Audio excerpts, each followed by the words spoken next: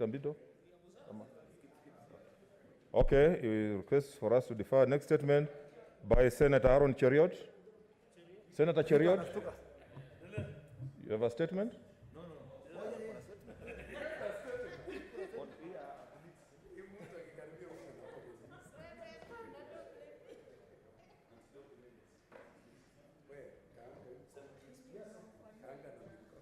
Thank you, Mr. Speaker. Mr. Speaker, sir, I rise pursuant to Standing Order number 48-1, pan-doping test failure by Kenyan athletes. In the statement, the committee should explain what government is doing to address the frequent cases of doping amongst young athletes, which has led to banning or suspension of 55 Kenyan athletes from international athletics, including 2017 15,100 meters champion Elijah Manangoi. Number two, state the measures, if any, the government has put in place to ensure that the image of our country is not tarnished by increasing suspension or bans of our athletes due to violation of anti-doping rules. Number three, explain what is being done to address the current unavailability of the World Anti-Doping Agency's administration and management system on mobile phone platform, thus forcing athletes to cover long distance to file their whereabouts and information. Fourth and finally, Mr. Speaker, let them state also the policy and the mitigation measures the government has put in place under ADAC to sensitize our athletes, especially the young ones, on banned performance-enhancing substance in the list of World Anti-Doping Agency and ensure that our athletes steer clear of them. Thank you, Mr. Speaker. You know, Murkomen, you are not here when we said there are no riders. But okay, let me give you only briefly one. You are the only one. Thank you, Mr. Speaker. Thank you for indulging me, Mr. Speaker. As a senator who comes from the Elgeyo Marakwet County, which, Mr. Speaker, Iten is one of the global training center for all athletes, including international athletes like Mo Farah and others. So, Mr. Speaker, thank you for your indulgence. Mr. Speaker, this question is very critical on two accounts. One, sports is a devolved function, meaning that, Mr. Speaker, there is a role that is played by county government in terms of providing enabling environment for our sports people, our sportsmen and women, Mr. Speaker. Number two is that the issue of doping has become, Mr. Speaker, has given us a bad name internationally. But most importantly, as a person who interacts so more often with athletes, most of our athletes who have been banned, if in fact the case of Elijah Manangoi, among others, is that, Mr. Speaker, it's just failure to follow procedure, just availing yourself at a particular time for test or following particular protocols that are related with the rules. Is it possible, Mr. Speaker, that the reason why most of these counties... Let's consult in low tones, senators. Thank you, Mr. Speaker. Is it possible that most of these athletes are failing doping, not because they were tested and found to have used, Mr. Speaker, enhancing substance, but because the anti-doping agency perhaps is not funded enough to be able to carry out, Mr. Speaker, awareness among most of these athletes and to provide the infrastructure for these athletes to avail themselves for testing, including, Mr. Speaker, the use of technology. That one, if we don't address this issue, Mr. Speaker, we are going to lose our reputation internationally as a country that has produced the top athletes for many years since 1968. Mr. Speaker, I really beg that this issue be taken seriously by the relevant committee and that they have a meeting with the anti-doping agency. If there is need to amend any law, we are ready as a Senate to fast-track that process to protect our athletes. I thank you, Mr. Speaker. Okay, order, senators. Next statement by Kwamboka is deferred. Number 7 from Falhada is deferred. Yeah, she's requested for deferment. Senator Homa Bay Moses Kajwang, deferred. Senator Canon Naomi Wako.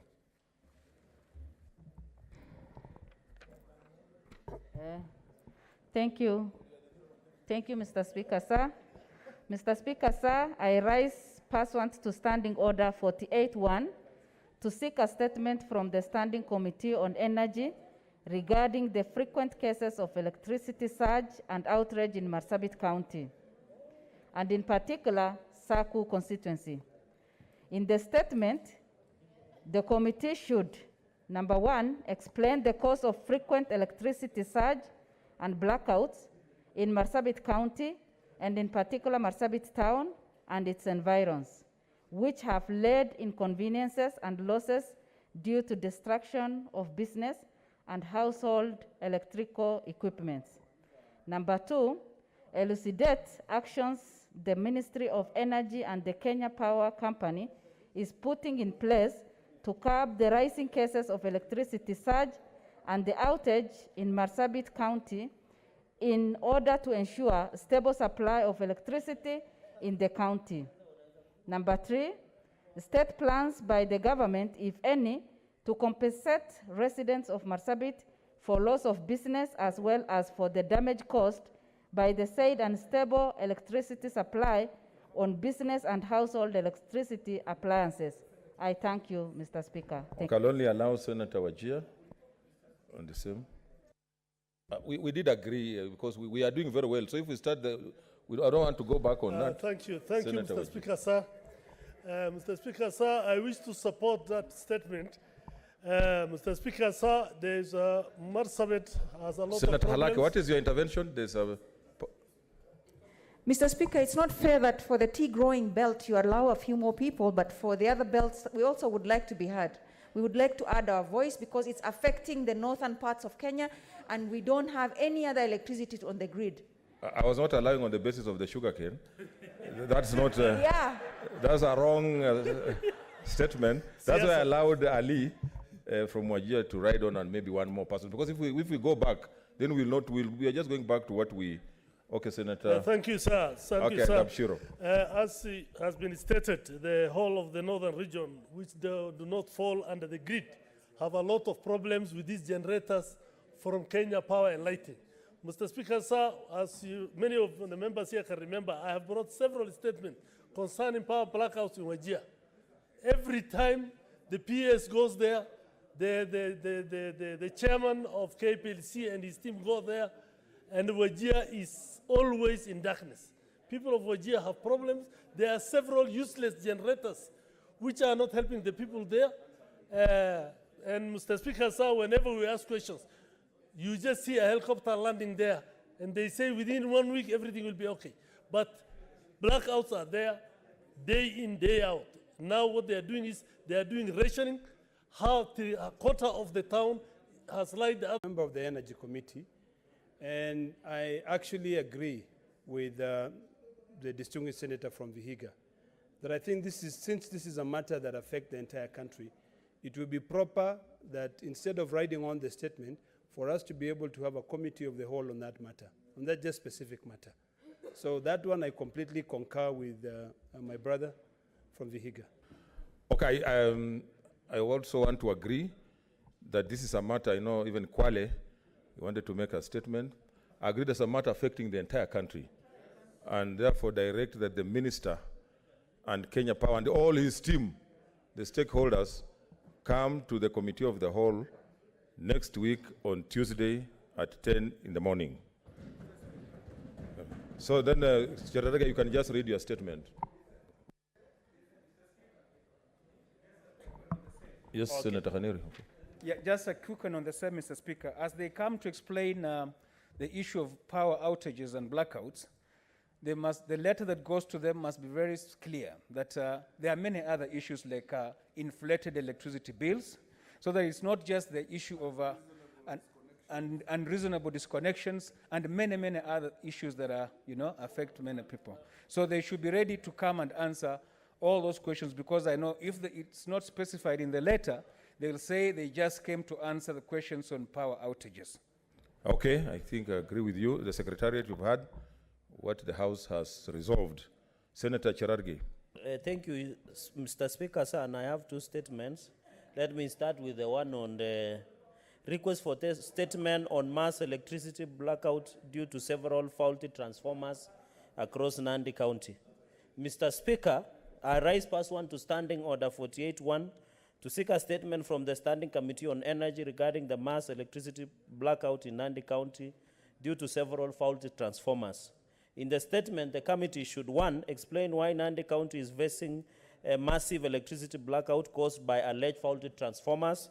2, explain why Kenya Power and Lighting Company has failed to restore electricity connection in most parts of the areas that are experiencing faulty transformers, despite several complaints by the residents of Nandi County.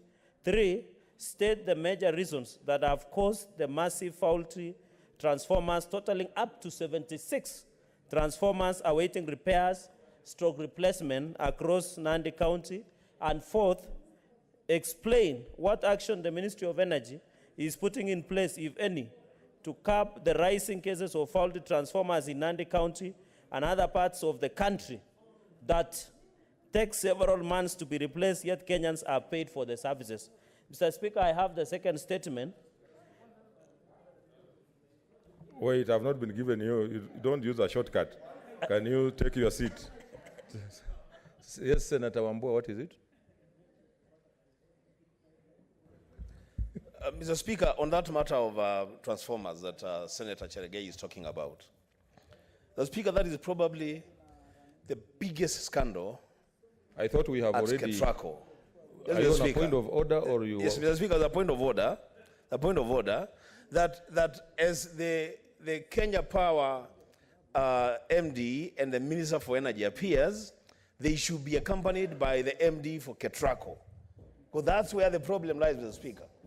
Thousands upon thousands of transformers were imported to this country that are not functional. Thank you, Mr. Speaker. Okay. What's your intervention, Senator Wetangula? Is that yes, sir. You are next. I'll give you next, Kabaka. Thank you, Mr. Speaker. Mr. Speaker, the statement. Order, senators. Order. Senator Cherargei. Cherargei. Mr. Speaker, the statement by Senator Wako and Senator Cherargei, I know you have already given direction, but I just want to add my voice, Mr. Speaker, that as they come to the Committee of the Whole, they must explain to Kenyans how employees of Kenya Power go to certain places, take away a functioning transformer, and leave the area without power. Where they take them, nobody knows. Mr. Speaker, you and I come from Bungoma. We have power blackouts from Friday to Monday every weekend. If you are in, and by the time the power goes off, all your electronics are destroyed, you live in blackouts and everything. We must, Mr. Speaker, and your direction to the clerks is that the minister comes with all the heads of his relevant parastatals. We are being told there is power surplus in Kenya. If you have power surplus, how can you have outages and blackouts? Senator Kabaka, what was intervention? Then Halake. Thank you very much, Mr. Speaker. Mine is to caution the Senate with regard to the kind of answers we are seeing they anticipated from those personnel of Kenya Power and the related agencies. They need to know that the issue, I want to bring to their attention that the issue touching on the defective transformers, Mr. Speaker, is a matter before the EACC, court number 1. I'm aware, what? What's your point of? I haven't finished. Are you on a point of order? No. What's your point of order, Senator Cherargei? Speaker, Senator Kabaka is my senior in profession. There is no arm that can direct Parliament on what to do. So whether those matters are in court is none of the business of the Senate. We need to proceed with our matters. So my learned senior, kindly allow the relevance of the House to supersede other matters that are before other forums. I do appreciate. Don't forum shop. No. I appreciate that, but when matters, we have a ruling on sub judice with regard to matters which are pendency. And that is the point upon which I'm bringing to the attention of the senators that we may not, absolutely, but I'm saying we need to be very... It's a contract that was entered between the Kenya government and other suppliers of generators. So it is still running for the next 15 years. So if we have surplus and we can use other better means of cheaper means of getting energy, why should we stick for the next 15 years, try to pay a very expensive generators contract which was entered in the 90s. Can that also be included, Mr. Speaker? Okay, I think the Secretariat has heard. Senator Paren, what's your intervention? I hope not on the same matter because I've given direction. Yeah, it was going to be on the same matter. If you could just allow me, Mr. Speaker, sometime last year, I requested for a statement on the same. We had over 19 transformers that had been stolen. To this date, some of them have not even been replaced. We've not been told who stole them from my location in Kajiado. So it is good that you summon them so that they come and explain all this. Okay, that as I've already directed. The next statement is by Senator Mwaura. Deferred. Next statement is by Senator Pareno. Judith? What's your, use your... You haven't made a ruling on this issue of energy, and we are not even seeing the chair. So, kindly do make a directive on this very important statement. What ruling? You haven't directed. Okay. I said that's why it's important to listen.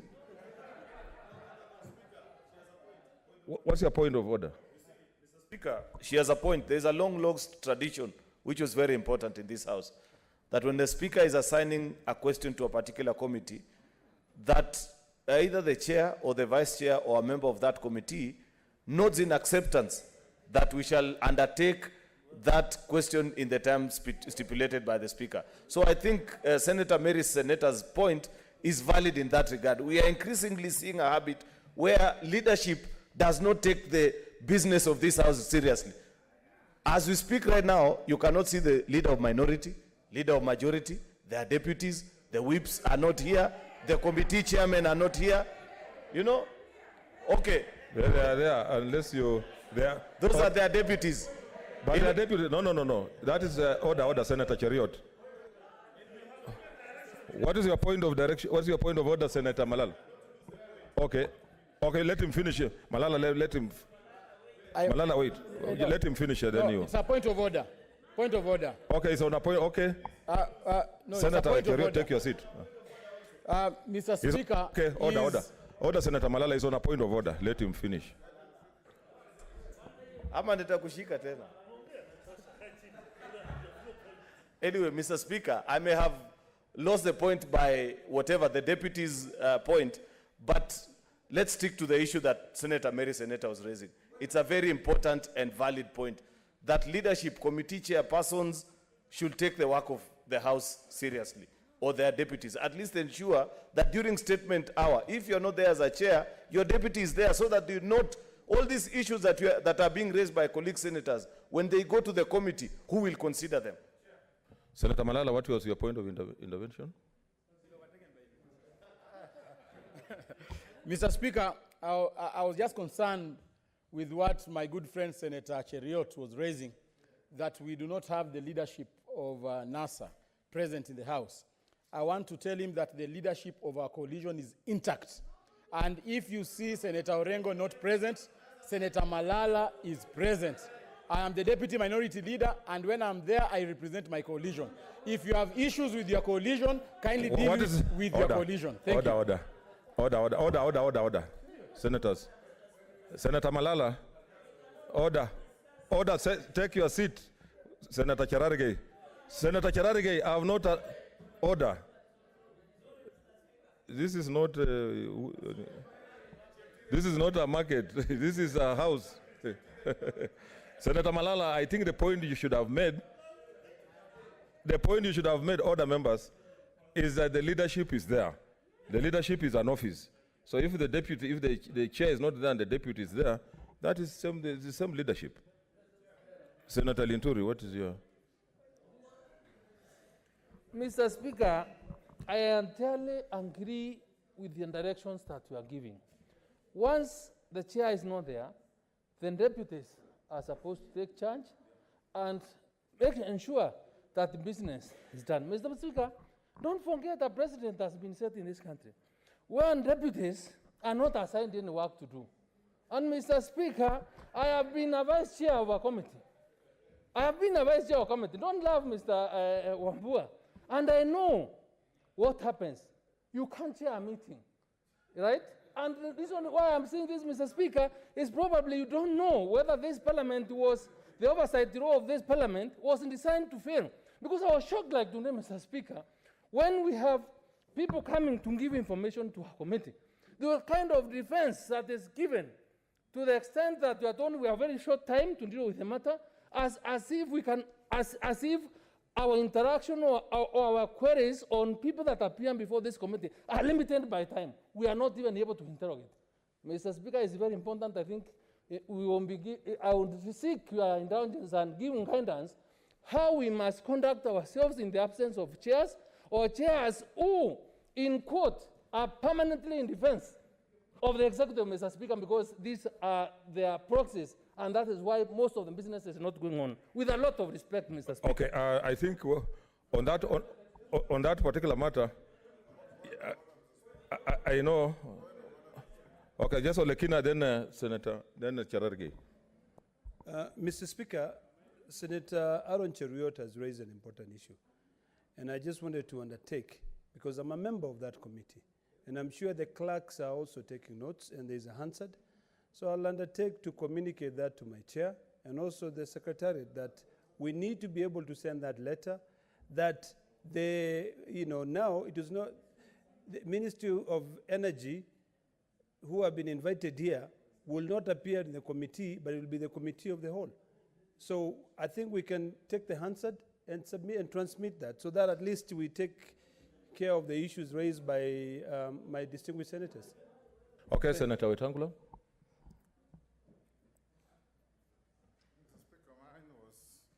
Just to draw to your attention to the manner in which the distinguished senator for Nandi was conducting himself. When he was shouting point of order, he was standing like in a classroom with his hand up, Mr. Speaker.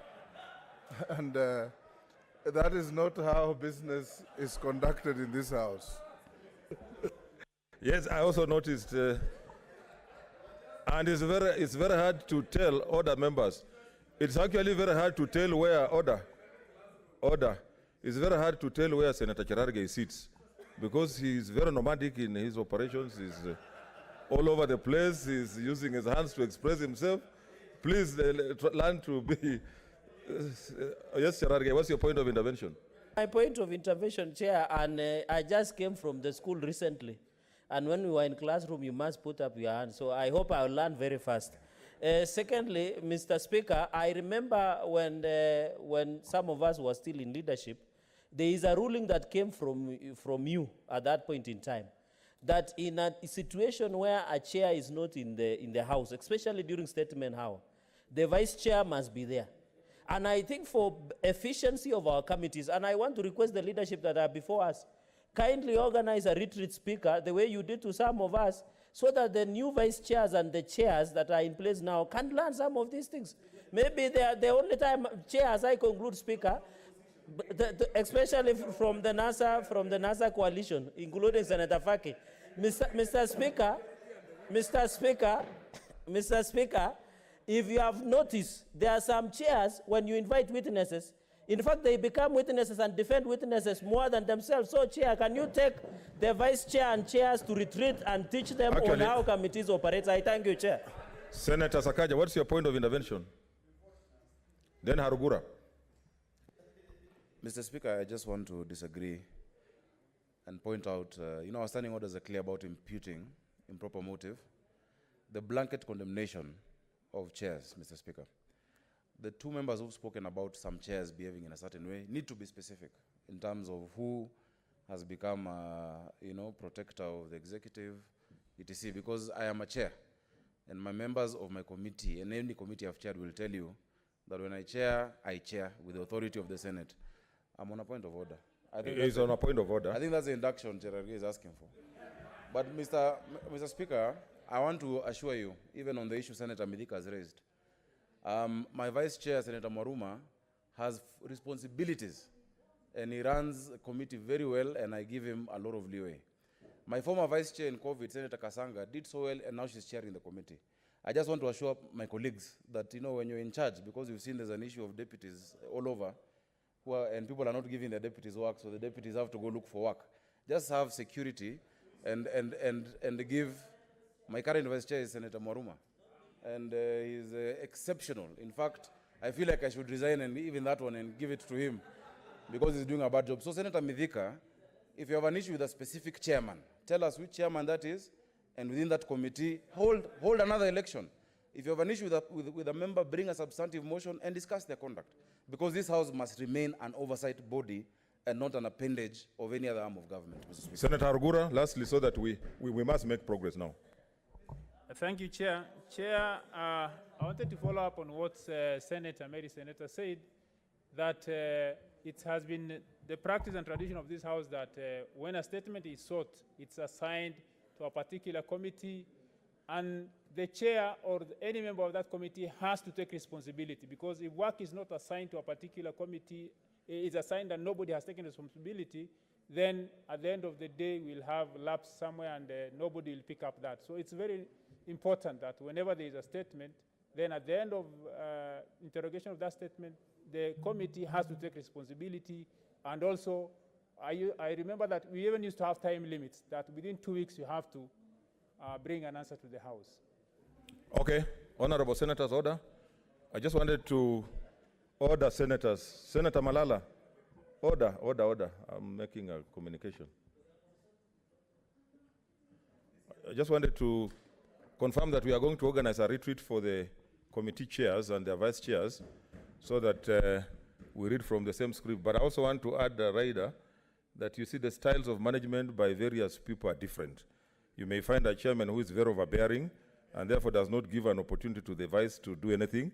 But these are some of the management issues that always come up whenever we have a chair and a vice chair. But we'll have a retreat where all these things then can be discussed because we cannot exhaust all of them on the floor of the House. Can we make Senator Pareno?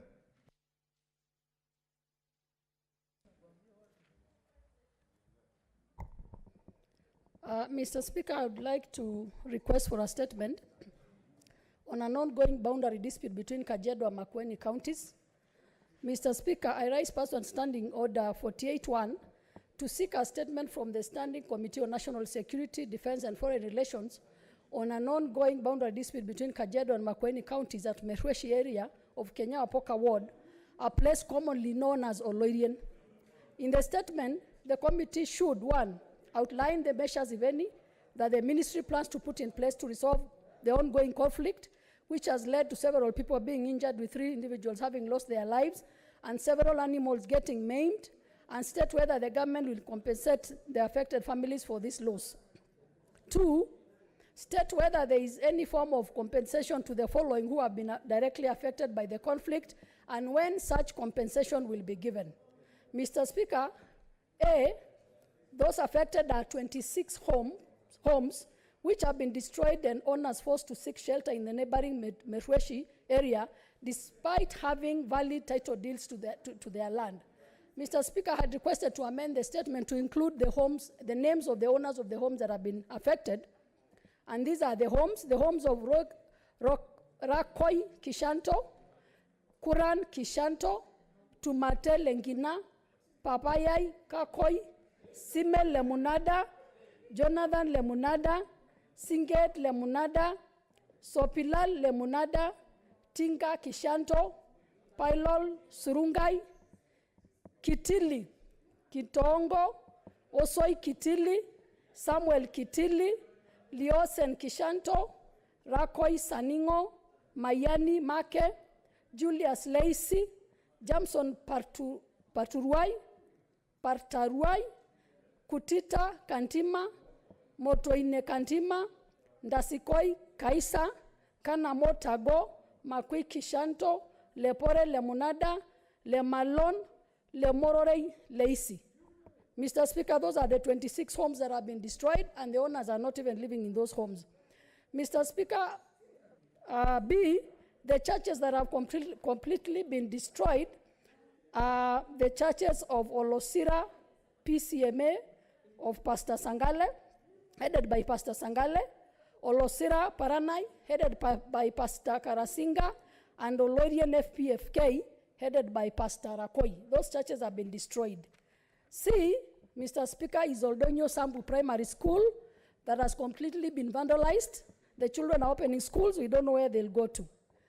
Then 3, state the measures being taken by the national and county governments to deal with the matter conclusively, and also ensure that residents are enabled to continue with their normal activities of daily living, including access to the waters of Oloirian River, and without being subject to constant attacks.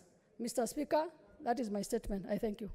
Okay, honorable senators, under that standing order, I'm deferring all the other statements and inviting Senator Chairperson Ad Hoc Committee, COVID situation in Kenya, to make a statement under standing order number 51-1. Senator Kasanga. Thank you, Mr. Speaker. What's your point of order, Senator? Mr. Speaker, I didn't hear your guidance as to where you're committing the statement I've just read, whether it automatically goes to the national defense and foreign relations. It automatically goes there. Thank you, Mr. Speaker.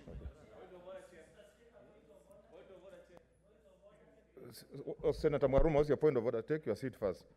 Use your... Yeah, Chair, I had raised a similar statement like the one by Senator Pareno, and the other day I was trying to raise a point of order, but the speaker who was there, Deputy Speaker, was trying to shut me down. I have not received a response. I have tried to track that statement on the conflict of boundary between Taita Taveta and Makueni. I have not heard it.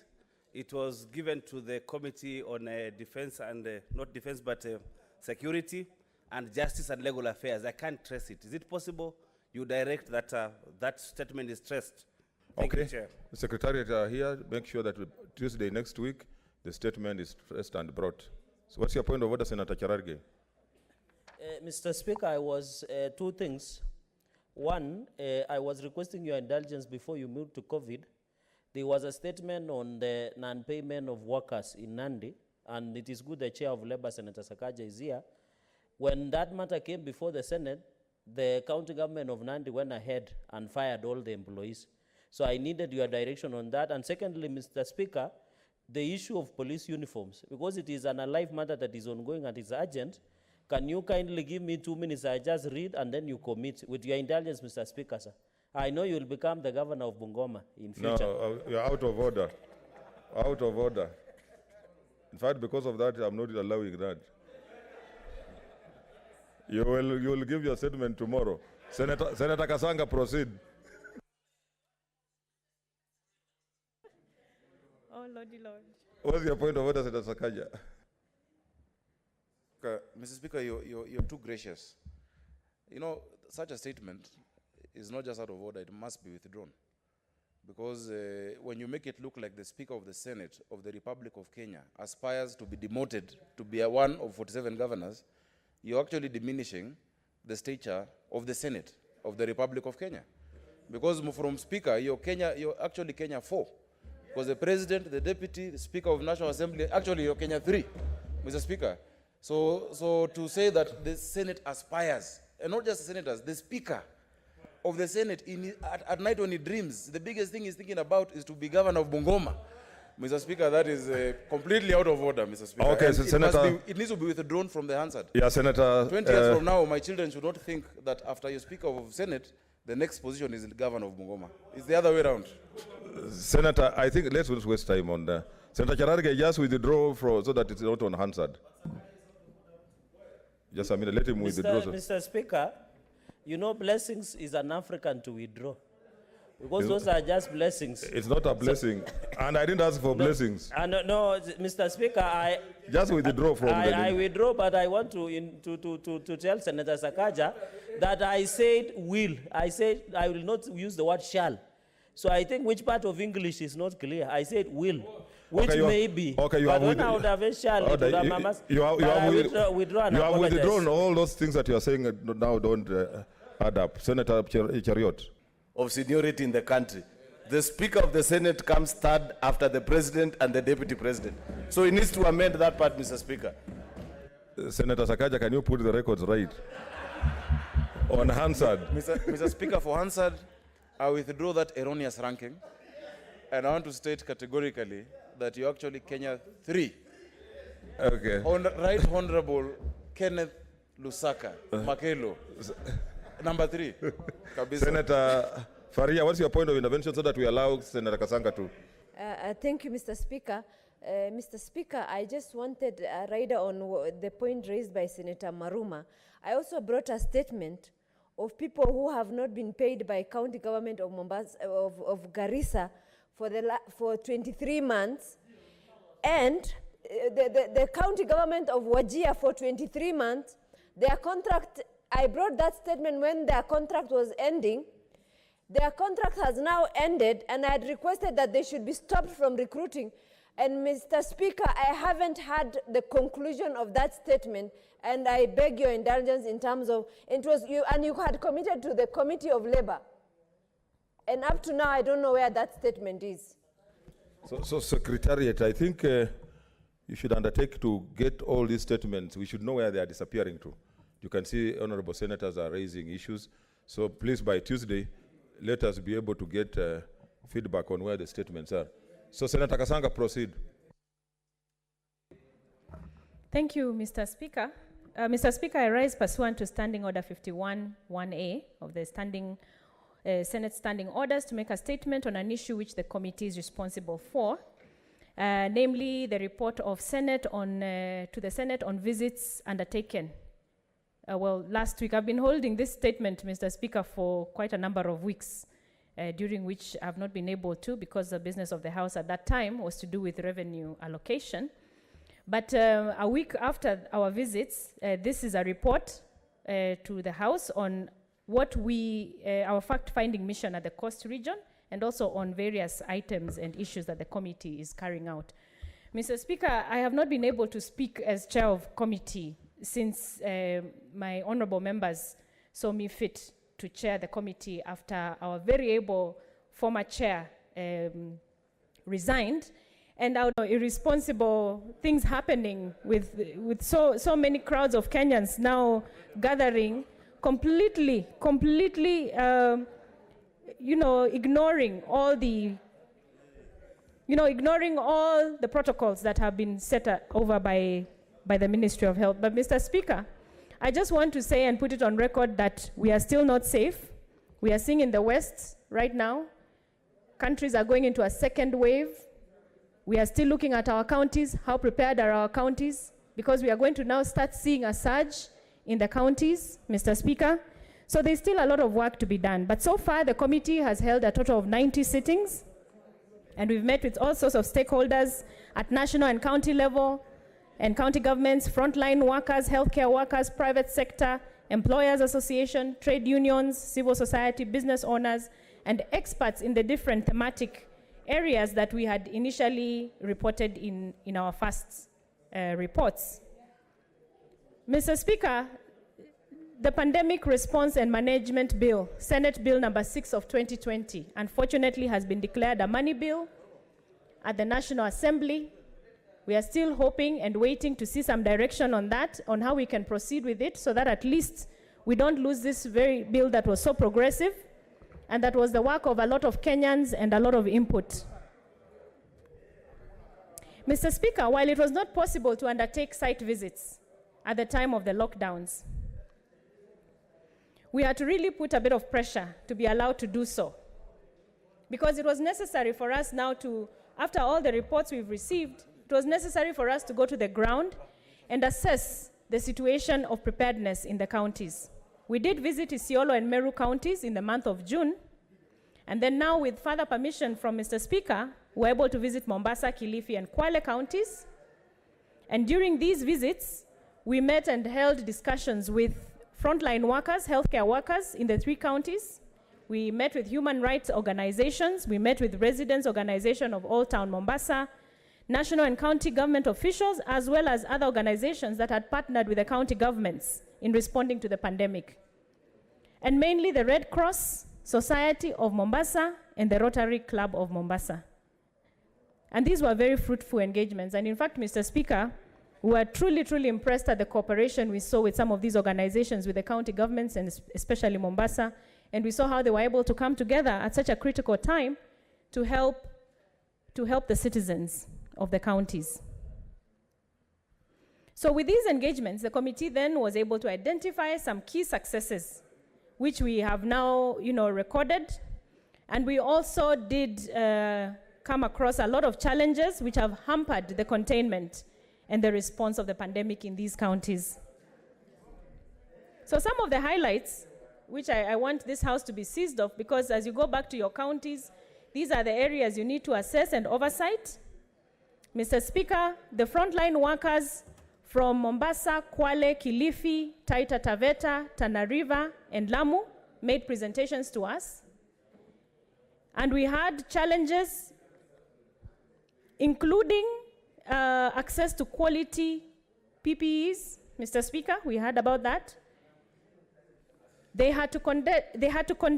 healthline workers had to contend with delayed payments of salaries, some spanning even for several months, Mr. Speaker.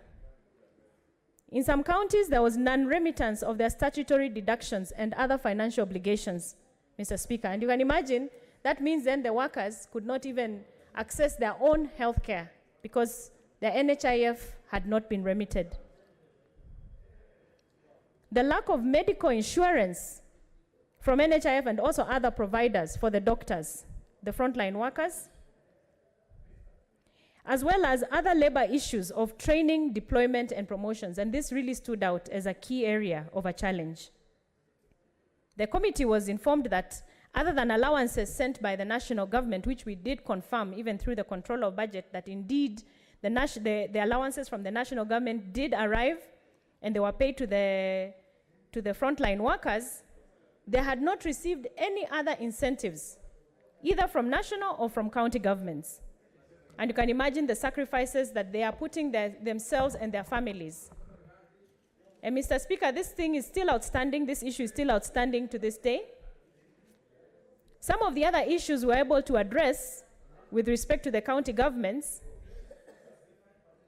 Some we were able to address, others we've had to now reach out to the clerk's office so that we can assist in drafting and bring a petition to Senate so that these can be substantively considered by the Standing Committee of Labor and Social Welfare, which is chaired by the former chairperson of COVID. So at least we know they will be in good hands. Mr. Speaker, we also met with residents of Old Town Mombasa County. And as you remember, Old Town Mombasa, together with Eastleigh in Nairobi, those were the two areas where we had a complete lockdown that was imposed. So here we heard about human rights concerns that arose, and particularly the perceived discrimination and differential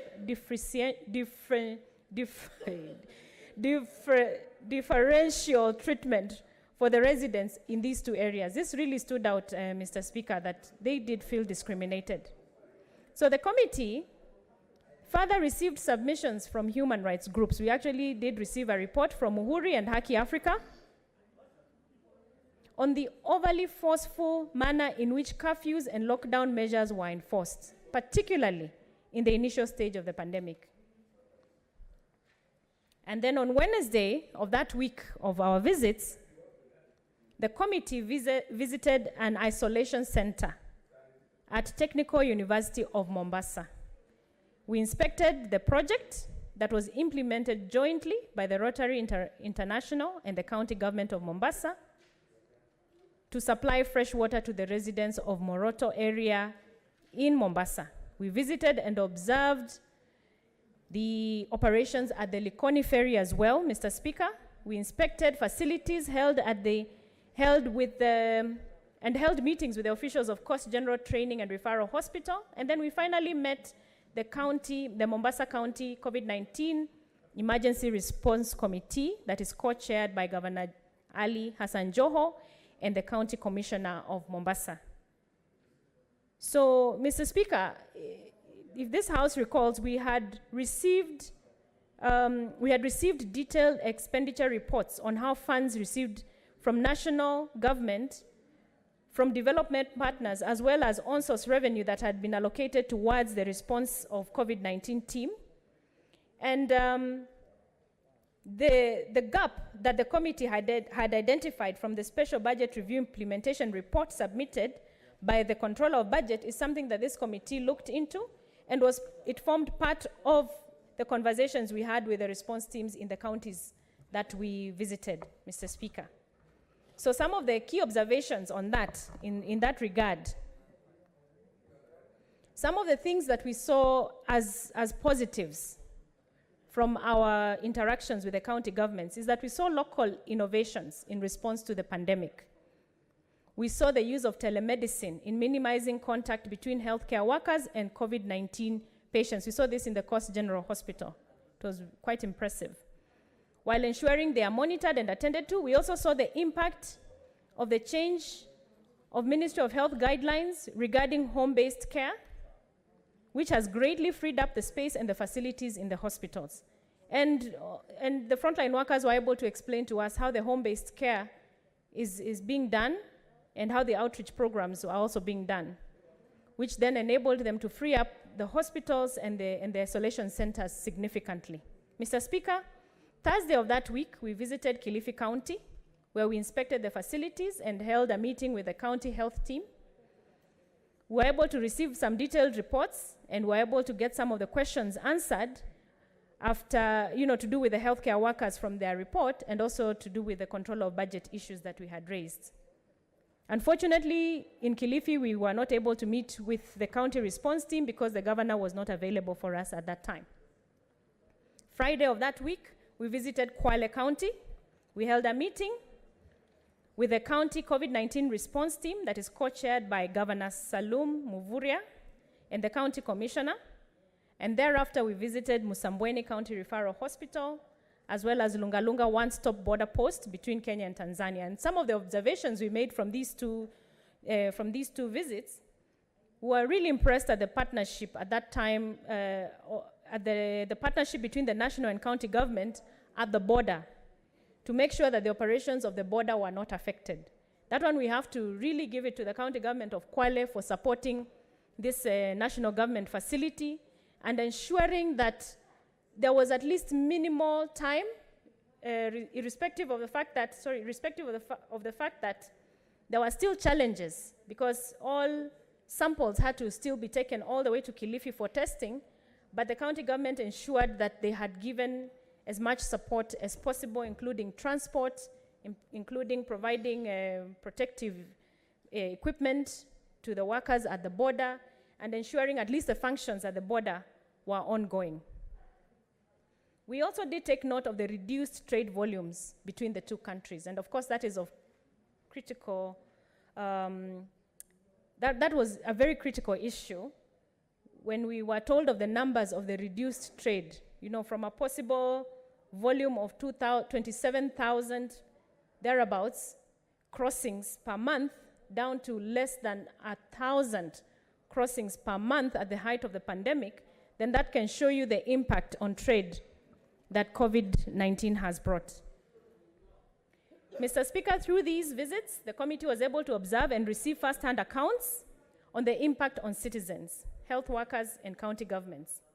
And it has also helped us to gain insights. And we would not have been able to get this far without these county visits, Mr. Speaker. So I want to thank the Office of the Speaker as well as the clerk for enabling us to do these county visits and for continually, giving us the support as a committee to be able to do these things at this tough time. And Mr. Speaker, we will have further details of these county visits in the next report, which we are preparing. Hopefully we will table it tomorrow, the 9th progress report, where we'll have all these details for senators to be able to access.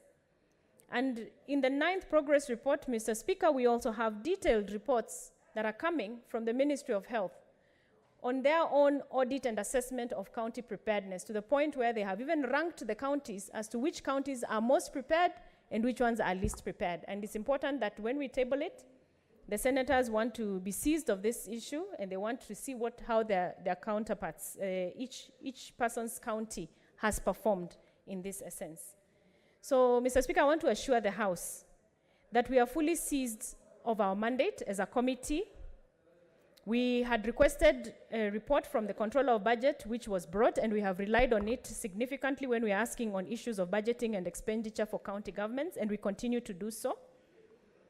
We are also waiting for a very special audit report from the Auditor General on the financial operations of the county governments during the pandemic.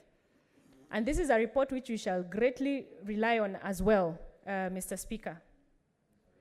Mr. Speaker, it's also good that I put on record that we sit jointly with the Health Committee in undertaking the procurement irregularities that have happened at KEMSA. And again, Senators, you need to be seized of this, because when it comes, indeed, it's a very interesting turn of events. Every time we meet a key stakeholder, we learn something new. And it's important that as this House, as an oversight House, we be seized of these issues, and where the law may need to be tweaked and amended so that in future we don't see such situations where a body like KEMSA that is supposed to oversee such critical mandates of disseminating medicine and medical equipment becoming the source of grand corruption, especially on funds that are donated, Mr. Speaker. So I am grateful to this House, I'm grateful to my committee, and I'm grateful to the clerk and the secretariat of the committee for the commitment they have shown and they continue to show towards the committee, for the work and the hours that are put. Our secretariat is stretched, but they are continuing to work. Senators are now also very stretched, because now all committees are becoming operational. They become operational. We are sitting 3 times a week, Mr. Speaker. So our afternoon meetings are no longer feasible. All our meetings are happening in the morning, and it's becoming crazy, a little, crazy, weaving in and out of meetings. But the commitment still continues, Mr. Speaker, and as a committee, we want to assure this House that as we continue and almost begin to wind up our mandate, we shall give adequate and good reports on which the Senators can rely on. Mr. Speaker, I thank you. Senator Cheriot. Thank you, Mr. Speaker, for affording us this opportunity as Senators to receive this progress report from a committee that I consider to have done a stellar job, at least up to this far. They have given us good visibility as a House, and citizens of this Republic can appreciate the good work that Senators do. Mr. Speaker, I have a number of issues that I have continued to raise, and I wish the Chair to listen to me specifically, because in your next update report, as you continue with this very important assignment, I have insisted that this report will not be complete, Mr. Speaker, until we receive a tabulation of how much each county has spent in their COVID response program, and what are the things that they are alleged to have bought, at what price, when, and where are the sources, where are those materials up to this particular time? If it is medication, if it's Professor George Magoha giving the country as he plans to reopen our schools, are we saying that we are satisfied that all measures have been put in place such that even if it is class 8 only and Form 4 candidates that you're returning to our institutions of higher learning, how sure are we that our kids will be safe?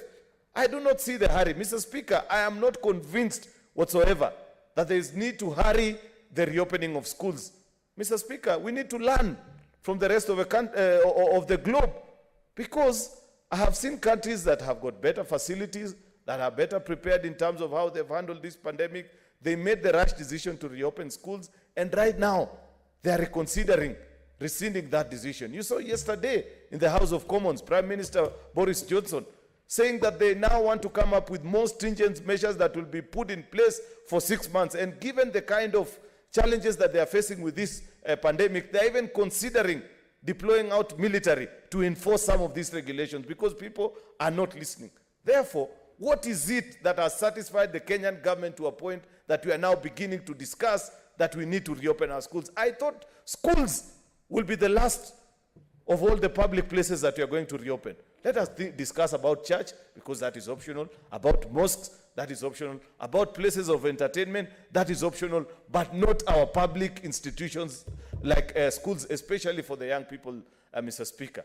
Or is it the case as I have read today, that since KEMSA are stuck with a dead stock of close to 6 billion Kenya shillings of all the masks that they bought at an inflated price, and they are looking for somewhere to dump them, that is why they want to open schools, so that it is said that GOK has distributed free masks. And somebody will have quickly solved the puzzle, because you know, out of the theft that happened at KEMSA, they are now stuck with dead stock. Masks that were bought at 1,000, yet right now the prevailing price is 200 shillings, so they do not know who to sell to. It is important that this committee tells this House what are the satisfactory measures that Ministry of Education has undertaken to ensure that when our children return to school, they will be safe. Otherwise, you are sending our kids into a line of battle, which will be unfortunate. And even us, all of you members seated in this House, you will have abrogated on your responsibilities. And history will be very harsh on you, that at a time such as critical as this, when it was needed for us to give leadership to the country, we surrendered our responsibility and sat and be bystanders. We cannot be the same with Kenyan citizens who are watching Magoha say all those things that are saying that don't make sense on TV, yet you are a member of parliament. You can summon him. You can call him here and put that man to order so that he speaks things that make sense. Mr. Speaker, it will not be fair. I recommend of this committee that in the next few days, before they make any policy announcements with regards to the education of our children, please summon those officials and be satisfied. You know how government people reason. So long as they are satisfied, they have earned their per diem from these trips that they are going around the school, they will make a decision and say, please proceed. Kenyans are looking up to you. Finally, Mr. Speaker, because I'd say there are two that is being discussed across the country. People are feeling tired, that it's about time we relaxed the rules. You've seen top politicians, they began moving around, going to rallies and getting people to mix and tangle. People are not putting on their masks, including those same leaders. It will be important for this committee to tell us, is it true that the curve has flattened, or it is because of the absence of reagents to test people, Mr. Speaker? If indeed it is confirmed that we have managed this disease to a point where we are satisfied that we can relax some of these regulations and rules, then we thank God and we go back to our lives the way we know it. But until such a point as we have information that is based, that is backed up by research and science that confirms to us that we are doing the right thing as a country, then it will be completely wrong of us as a House of Parliament, Mr. Speaker, to just allow Kenyans continue to make these discussions. You know, you cannot blame Kenyans. The reason why most Kenyans will debate these things in places of entertainment and in newspapers and in Twitter is because that's the only platform that they have. But for us, we have this institution, the House of Parliament. We can summon every public official who we can get them to come here and give Kenyan credible answers. Those things that they don't answer in press conferences, it is only you. There's absolutely nobody else. Senator Sylvia Kasanga, it is only your committee. It is through your committee that Kenyans can get answers and be satisfied that next week, when the president makes that address and says that I'm relaxing this particular rule, I'm adjusting that other one, and some of the containment measures, I agree with some of them that it is important to continue observing some of these rules, but those that we find that for one reason or the other, they do not make sense, then it is proper to continue enforcing them. Finally, Mr. Speaker, I will be remiss if I do not celebrate the work that is being done by our frontline workers. Our healthcare workers are serving this country diligently under very difficult circumstances, and we must celebrate them. By the way, Mr. Speaker, I don't know if you are aware that thanks to the response that some of these healthcare professionals have done in this country, despite the fact that we do not celebrate them, some of them, you know, recently I saw those games that go on, and I'm disappointed by what our former colleague, Senator Mutahi Kagwe, is doing, because Afya House is a place of great dispute and all these things that we read in the newspapers. After transferring one of the leading doctors from that office, World Health Organization was not satisfied. They felt that this is underutilization of the resources that are deployed to us as a country. They wrote a letter and requested the ministry that, please, if you're not satisfied with the services that are being offered by these particular officers, instead of transferring him to Nakuru because of your small little ego wars, please lend him to us. We want to make use of him. And that particular officer, I say this because he's a gentleman from my county and is somebody I know, somebody we celebrate very well. WHO sent him to South Africa to assist with the response in that particular country. That's how we treat some of the best doctors and healthcare professionals in this country. It's unfortunate, Mr. Speaker, that other countries can make use of our healthcare professionals, but because of our small little tribal wars and the things that we do in this country, we end up misusing them. It's unfortunate, and those are things that your committee need to investigate and put the minister to order. Tell them that all these appointees, from the permanent secretary to the cabinet secretary, let them respect the work that is done by our frontline workers. Otherwise, Mr. Speaker, I celebrate the work that this committee continues to do. Thank you, Mr. Speaker. Senator Sakaja. Mr. Speaker, at the very outset, allow me to congratulate my successor, who seems to be very successful in the exercise of a mandate as chair of the ADO Committee on COVID. Congratulations, Senator Kasanga. I've had faith in you, and I'm glad the members of the committee also have the same faith. I think so far you're doing a great job, and your committee is doing a good job. Senator Abshiro, Senator Mithika, the Vice Chair, Senator Faki, and the rest of the team.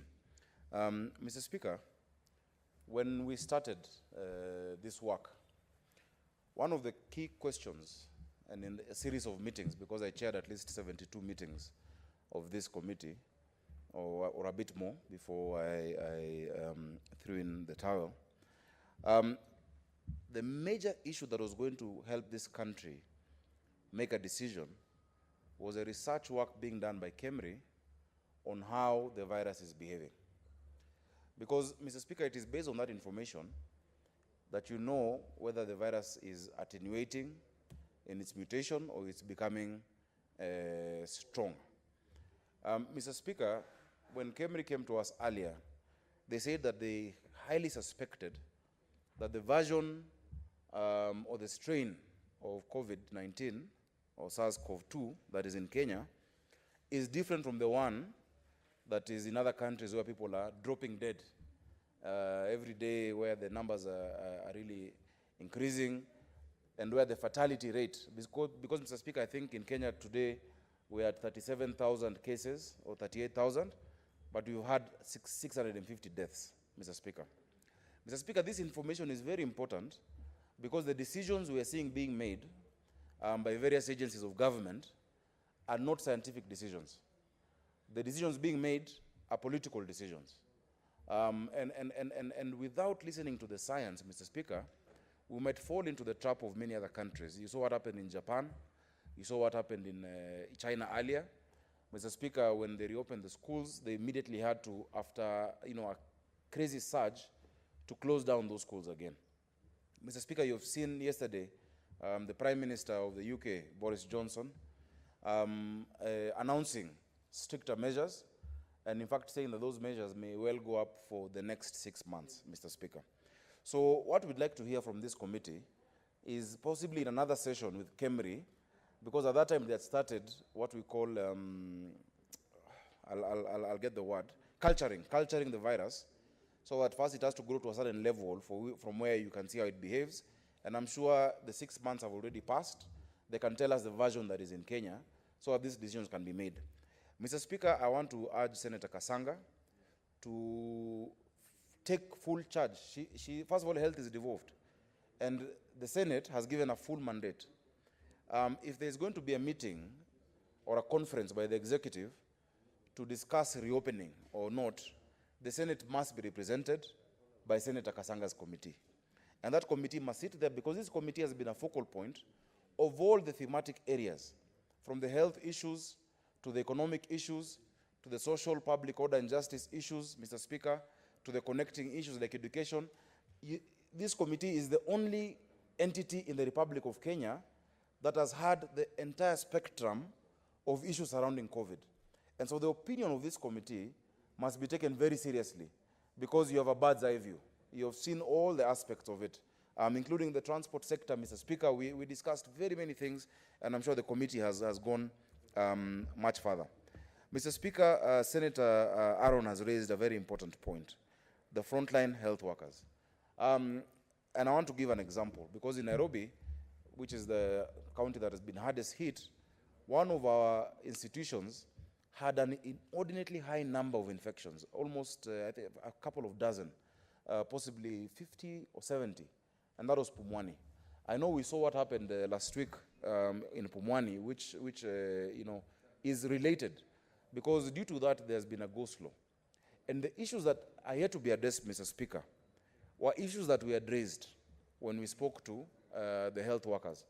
Number one, there is serious staff shortages in Pumwani. And I'm glad when the statement came yesterday, we have agreed to summon the NMS Director General, who will be here on Monday. I hope that Senator Kasanga's committee will join the health committee in that session. Because, Mr. Speaker, there was need, and there still is need, for more than 100 more doctors who are able to see and deal with issues as they come up. The reason why many nurses got infected, Mr. Speaker, even in the training, is that they were overwhelmed and were dealing with anybody and everybody who comes in a very, you know, inefficient manner. We need medical officers, pharmacists, pediatricians, and obstetricians. Mr. Speaker, next to Pumwani Hospital, there is a White Elephant project, a 600-bed capacity project that has been there for years. That facility needs to be worked on, Mr. Speaker. It will help ease the pressure on Pumwani, and it will even help expand healthcare. Because in Nairobi, we have that one, and we have also Mathare North, which is another, I think, 400 or more capacity potential. But since the time of Dr. Kidero, it has not moved. Mr. Speaker, if we help these facilities, then we reduce the strain in the high traffic areas like Mama Lucy, Mbagathi, and Kenyatta, and stop the spread of COVID and help the people of Nairobi, Mr. Speaker. Mr. Speaker, in fact, I would suggest that Pumwani be elevated to a national referral hospital, Mr. Speaker, because it serves more than 3 million Nairobians. It serves millions even from across counties that are around Nairobi. And on behalf of the doctors and nurses and all health officers, the issue of the NHIF reimbursements must be dealt with. The issue of the budgetary allocation, the locum doctors and who are not being paid, Mr. Speaker. And Mr. Speaker, the casual workers, who are the ones who clean. A huge part of dealing with COVID is the cleanliness and sanitation. They have not been clean, they have not been paid for more than 4 months. And I hope these issues will also be dealt with when the committee sits with the health committee on Monday. Mr. Speaker, we would like to know the update, not just on you know, the research on the virus, but also on the strides made on the vaccine. Mr. Speaker, KEMRI, and I must commend KEMRI. KEMRI is hailed as one of the leading and foremost medical research institutions in Africa. In fact, at the early outset of this virus, KEMRI was actually exporting the vials and the transfusion transportation equipment that many other countries had run out of and that we could not get from elsewhere. Since we could not get it, they decided to make and manufacture. And they've been able to. I think our doctors and our civil servants, many of them don't get enough credit for the kind of work they've been able to do. I think we want to see better allocations to KEMRI and also to keep affirming them. And I know wherever they are, if they're listening, we have faith in you. You're the best in the continent. In fact, in many respects, you're the best in the world, Mr. Speaker. And Mr. Speaker, we need to continue affirming our frontline workers. You know, when I was in first year, Mr. Speaker, in my university, at the University of Nairobi, I was in Chiromo. And in Chiromo, we studied with the medics for the first 2 years. And they had the live cadavers where they would go and dissect live bodies.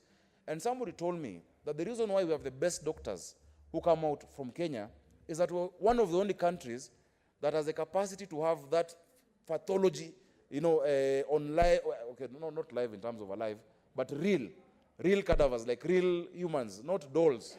In other countries, they deal with dolls and, you know, or you're shown on a computer. But in Kenya, just from that outset of first year, we have been producing the best medical personnel, but we do not treat them with the respect and dignity and the prominence that such professionals deserve. So I want to assure our frontline health workers that you're fighters and you're people who value you in the Senate of the Republic of Kenya, and that we will keep fighting for you, to our doctors and our nurses. Mr. Speaker, early on as well in this committee, because we have seen a whole lot of confusion in the education sector. The Cabinet Secretary of Education, my good friend and my former VC, he remembers me from Sonu days, Mr. Speaker, has been, I don't know whether he says he's been misquoted, but it sounds like he's always speaking from both sides of the mouth. We agreed very early on just to accept that there is no education in 2020. What is the rush? We must accept that education will not happen in 2020. They started telling us their lessons on TV. Today you switch on KTN, you see class 6 science. Tomorrow it is class 3 English. The next day, what curriculum is that?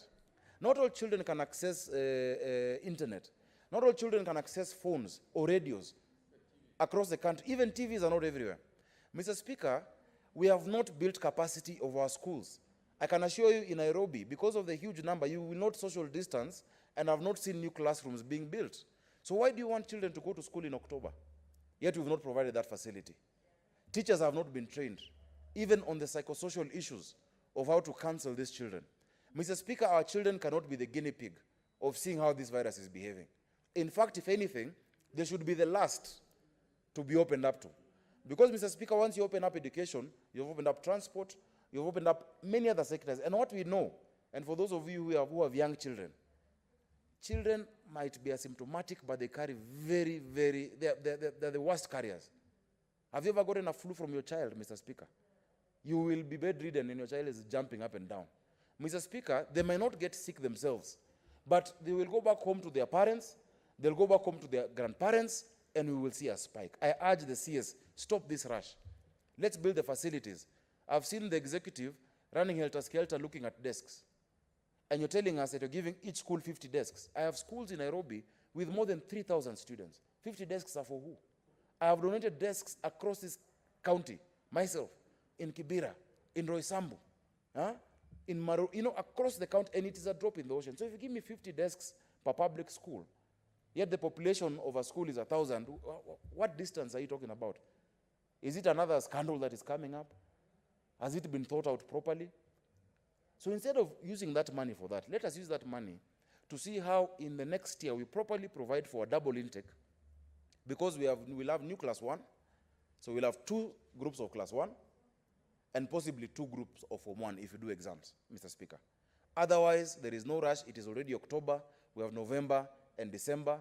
Let us wait and start the education calendar properly. Finally, Mr. Speaker, because I know many members want to speak, the issue of economic cushioning. We need to understand, because we had commitments earlier on of around 200 billion shillings. In fact, the CS said there's a grant coming from our partners in Europe that would create a credit guarantee scheme for SMEs that have been hard hit by COVID. And we said it will be easy for you to tell, because of the relationships with their banks, that over the years, every month, in fact, even the last financial year, a time like now, if this was your turnover, and you're in especially hospitality sector, whether it is restaurants, whether it is tourism, whatever it is, and you're able to show that because of COVID, your income has gone down, you're not able to keep your staff, then you get a credit guarantee, and you pay slowly. It can even be, a concessionary loan at very low rates. Mr. Speaker, we're forgetting the number of people who are hurting out of COVID. I'm sure senators here, leader of majority, on your phone, I'm sure, and I can bet if you give me your phone, I will see messages of people asking for jobs, asking for food. Mr. Speaker, I ask you, in your free time, just walk across, go to my office. If you find less than 50 people at my door, then a good Samaritan came and helped them. Every day, hundreds are coming, flooding to my office for unga, for food. We're trying to do donations. You see Senator Omanga always posting her donations. I don't post mine, but we are feeding people from our pockets. This scheme that the government issued of giving people 1,000, 2,000 shillings, Senator Kasanga, where is it? Tell us about it. Because if there's one thing that gives humans dignity, it is food. And you cannot lie about food, Mr. Speaker. So, Mr. Speaker, we want to see the issue of economic cushioning. And at this point, because the mandate of the committee is coming to an end, and I'm sure they will get an extension, we want the committee to start focusing on what the post-COVID economic recovery strategy was. Because the COVID economic recovery strategy, which was supposedly headed by CS Kobia, has never given any report or any announcement to the country on what we will realign. How are we looking at our budgets? What are we doing with our counties? Mr. Speaker, you heard when governors were saying they want to shut down the hospitals. They forgot to tell us that you want to shut down hospitals, yet you've been given money by national government, more than 5 billion. Where has that money gone to? So accountability must not take a back seat at this specific time. So I want to thank this committee. There's a lot to talk about. This is good work. We wish you all the best, and we just pray, Mr. Speaker, that the President in his address will have considered the reports of this committee, which are public reports and property of the Senate and the House, to actually look through those reports. Sit again with the National Emergency Response Committee. Give them a summary of our reports. I am sure, because I speak to some of these fellows, you have more information, Senator Kasanga, than some of the CSs. I promise you. Because you have listened to KEMSA, you have listened to the private sector, you have listened to public sector, you have listened to doctors, some of the Zoom meetings, you're listening to actual nurses. So you have all of that information with you. You're the one who should give that information. Finally, Mr. Speaker, the Pandemic Response Management Bill is a bill that we toiled in this House to do. We received more than 200 submissions. We had members from every part of this country who came and enriched a bill that will help us deal with the pandemic in the future, whatever pandemic comes. In that committee of ours, and I'm glad the clerks at the table are listening, and this is on the record, in our committee, part of our secretariat was the deputy director of the Parliamentary Budget Office. How is it so now when the bill is taken to the National Assembly, the same Parliamentary Budget Office, which had told us to amend many sections, and you know how long it takes us to do amendments in this House, so as to make it not a money bill, how between transmission here and 20 steps across, it becomes a money bill. Mr. Speaker, I urge the leader of majority to take this matter up, because at least it was not communicated from the chair of the National Assembly. That bill as it is needs to be passed because it is a bill for posterity, not just COVID. If there's another pandemic in 2 months, that is a bill that will help us have the proper protocols, accountability measures, all the things we've seen, the loopholes, to deal with the pandemic when it comes up. Thank you very much, Mr. Speaker, and congratulations to the committee. Senator Faria.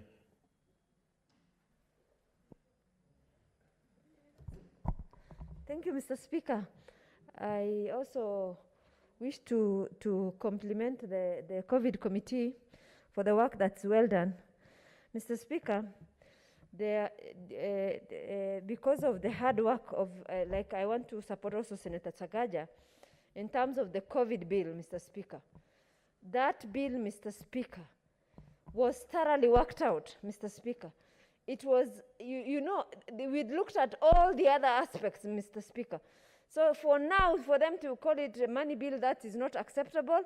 I think let us create a rapport between the leadership, which I am one of them, to the other house, so that we have a better way forward, Mr. Speaker. Mr. Speaker, if that bill is good for Kenyans, let us not have people throwing away the bill for flimsy excuses like money bill and stuff like that, Mr. Speaker. Mr. Speaker, in terms of the COVID committee, Mr. Speaker, there's a lot of questions we've requested. A statement that also, like Wajir County, the preparedness was not that good. And I just want to know when also the committee will visit there. On another issue around COVID, Mr. Speaker, is around schools. Mr. Speaker, I know that there are a lot of people who talk about the curve flattening, Mr. Speaker. The curve might not flatten, Mr. Speaker. And there might be another reason. And I want to commend the government for doing a great job to ensure that at least our casualties are not as bad as if we hadn't taken precaution. But Mr. Speaker, the impact of schools being closed has so many folds in terms of economics, because schools are closing. Mr. Speaker,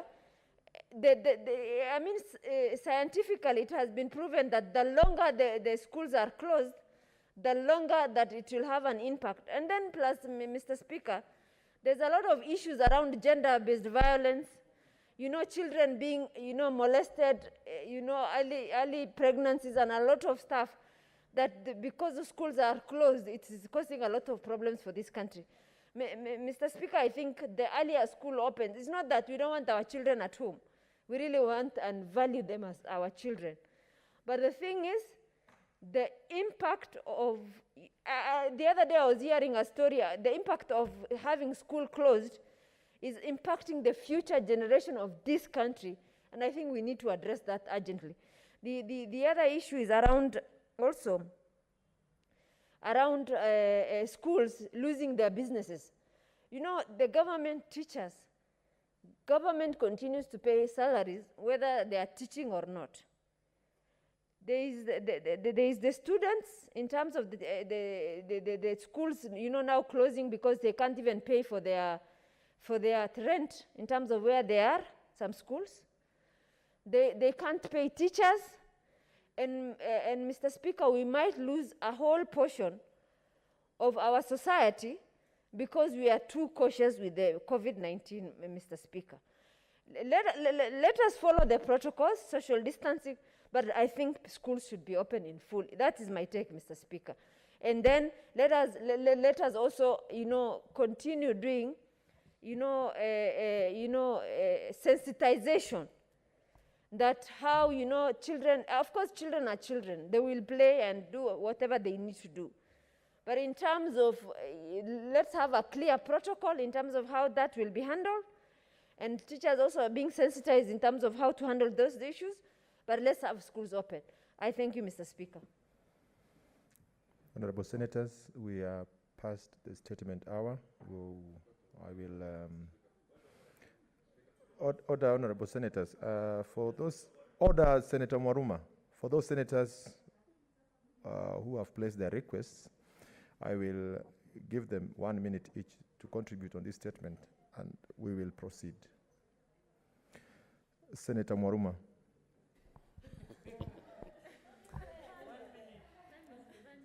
Lakini sasa dakika moja ni sawa. Kwa hivyo, kwa vile Mheshimiwa Spika umenipa dakika moja, nitaitumia vizuri ili kuwasilisha ghadhabu ya watu wa Taita Taveta kwa sababu ya hii corona.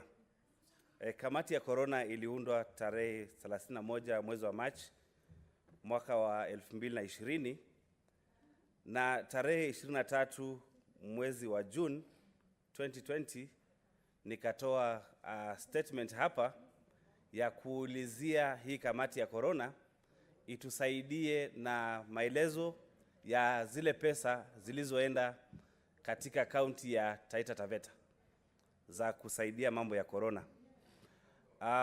Nilipotoa hiyo statement haikuangaziwa na haikufanyiwa kazi, lakini nilirudi hapa na kuuliza Speaker atoe mwelekeo itakuwa namna gani. Nimetoa statement lakini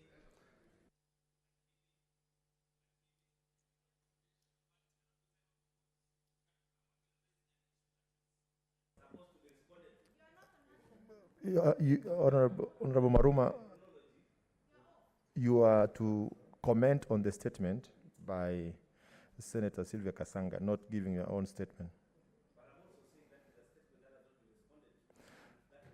You restrict your contributions to the statement by Senator Kasanga.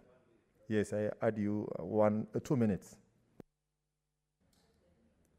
Yeah, thank you, Chair. So on 28th July 2020, a letter was written by the clerk to the governor of Taita Taveta. And to date, Chair, there is no response. Tulikuwa tumeulizia Taita Taveta tuambiwe pesa imetumika namna gani, ni shilingi ngapi imeenda huko. Je, preparedness iko namna gani? Kuna vyumba vingapi? Kuna vyumba vingapi vya watu wa corona? Tukiongea mpaka saizi. Senator Pogisho, what's the point of order? Ni kwa sababu Mheshimiwa Speaker.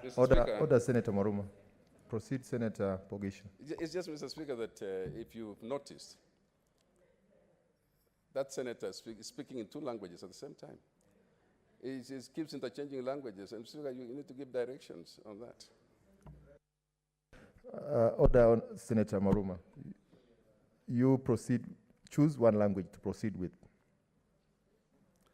Thank you, Mr. Speaker. Only that you are giving me an opportunity, and it goes, it comes, and it goes. But what I'm saying, the short and long of it is that this statement has not been responded to. And the committee on COVID had gone to Coast Province, Coast Region. It chose to go to Kilifi, Kwale, and Mombasa, who had no statement. So the people of Taita Taveta are not happy. They sent me. They wanted to know how their funds have been used or how much funds have gone there. They have not, the statement has not been responded to. So moving forward, what are we supposed to do? The people of Taita Taveta are watching. They want to know how much funds were used. If, as at now, Moi Hospital, which is a referral hospital, has been closed, the male ward has been closed, it is serving as an isolation a room. So do we have wards that have been built there? These are the questions that we needed the committee to respond to. So as it is now, the committee on Corona has underserved, has not given justice to the people of Taita Taveta, and they want responses. That is what they want. Thank you, Chair. Speaker. What is it, Senator Kasanga? Mr. Speaker, will you allow me to respond to the issue of statements? Senator Kasanga, you can raise on a point of order or on a point of information. All right, point of information, Mr. Speaker. We are seized of the statements from Wajir County, from the Senator of Wajir, as well as the Senator of Taita Taveta. And we have started receiving some of the reports now from the COG that we had asked also to do an overall report on how the county's performance on response, on the protocols that were sent by Ministry of Health and how they have adhered to them. Now we have started receiving them and we shall be considering them, and we shall call you senators to join in the meeting so that you can see on your counties, and we shall be highlighting on those, as well as the control of budget report that has come. I will ask Senator Maruma, you can also take a look at the control of budget report because it gives an account of each of the counties, what they received and how they had budgeted. But we continue to receive information, and Mr. Speaker, I also want to say that we had intended to visit Taita Taveta, but the budgets didn't allow, and we could only do where we could access within the day and back again. But we have requested the Speaker's office to consider that we visit the counties, especially the ones that senators have raised statements for here, that we need to visit and do fact-finding missions, Mr. Speaker. Thank you. Other senators, we have to make progress. Senator Abdullahi. Thank you. Order, Senator. We have not given you chance to speak. Order, Senator. We have not given you time to speak. You can press your intervention button. Thank you, Chair. Proceed, Senator Abdullahi. Thank you, Chair. Chair, I wish to thank the committee for a good job, even if there are a lot of areas where there are gray areas. Mr. Speaker, sir, first and foremost, this country is in a dire problem right now. We are being told that we are reaching the curve and the things are going back to normal. When you go to town, you will see that people are walking the way they want and doing whatever you want. When you check this house, literally people are not even wearing masks now. And this is what's happening everywhere. So now mine is this one. I'm talking now. That's why I removed, but you can see others who have nothing totally. Mr. Speaker. Mr. Speaker, sir, when in most of the world now, there's the second wave and things are going very bad. If once the second wave comes to this country, we will be in big problem from the way things are going now, and everybody is taking it lightly.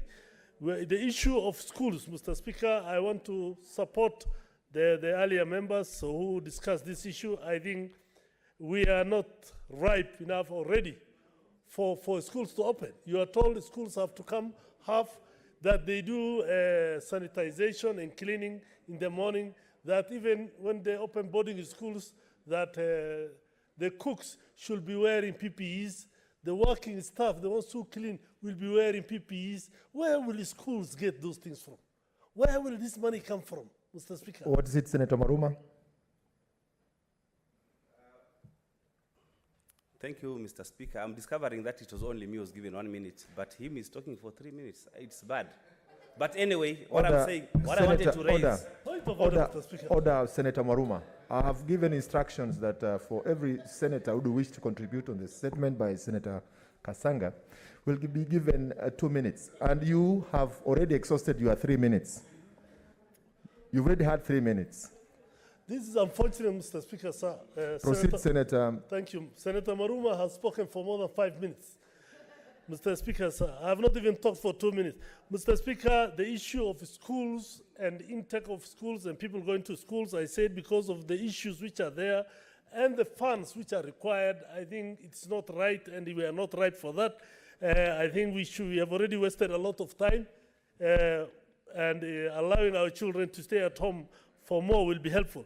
Mr. Speaker, sir, the issue of COVID, Senator Kasanga talked about a statement from Wajir. From Wajir, I have 3 reports, Mr. Speaker. There's one from the Controller of Budget. There's another one from the Ministry of Health.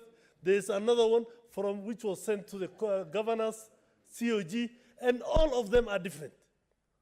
And when you go to Wajir and allow them to go to Wajir, you will be surprised there is nothing in Wajir, totally.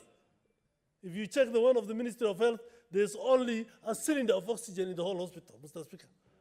The referral hospital, they are talking of 4 or 5 other hospitals with beds and facilities when there is nothing there. And the only way you can ascertain those issues if you go there. And Wajir has utilized 253 million. It is number 3 in the country for those people who have literally utilized the money for COVID, and there's nothing on the ground. This is what is happening in many counties. Thank you, Mr. Speaker. Honorable Senators, we have to make progress. I will give the last chance to Senator Dr. Msuruve. Other senators, I think we have to make progress. Thank you. Yes, and if you agree with me, if you need to contribute, you can restrict yourself to 2 minutes so that we make progress on this issue. Yes, because I've seen so many requests here. Thank you, Honorable Chair, for giving me this opportunity to add my voice. And I want to say that, Honorable Speaker, Senator Kasanga is doing a very good job with her team, but there's some information that they actually do not have, especially when it comes to issues of schools reopening. Because I sit in the Education Committee where we have actually talked concerning schools reopening, and we have even called county governments and we put them in regions just to inform us how prepared they are. And we realized that from almost all the counties, they're not really prepared with regard to opening schools. They don't have the PPEs, they don't have even the infrastructure. And Honorable Speaker, even in the Committee of Education, it was very clear that the Ministry of Education was purposing to give to private schools a loan of 7 billion, and yet they committed only 1.9 billion to desks. So I want to say, Honorable Speaker, there's information that needs to come to the floor of this House so that the Ministry of Education accounts to what they're doing. At the moment, when you move around, you don't see the Ministry of Education, having allocated money for infrastructure, but they already have desks. So their priorities, in my view, Honorable Speaker, their priorities are not right. They needed to start with the space so that the space is there and then the rest come after. And Honorable Speaker, allow me kindly, because I sit in the Education Committee, I want to say, Honorable Speaker, even with regard to children with disabilities, they don't know what to do with them. There's no preparedness at all, even in the counties, and we interrogated county governors to see their preparedness, and most of them were just saying that they have a RAM. Your time is up, Senator. Lastly, Senate Majority Leader.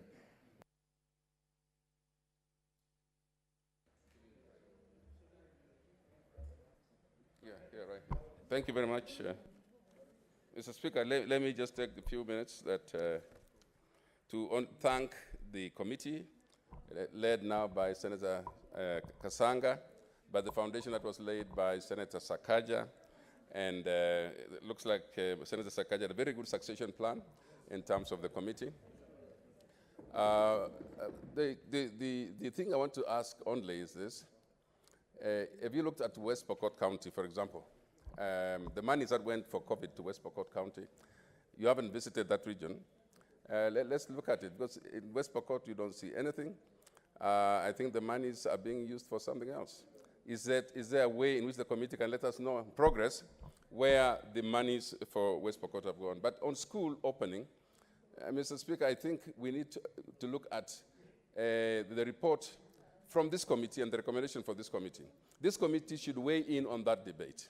We should hear the voice of this committee on whether schools should be open or not.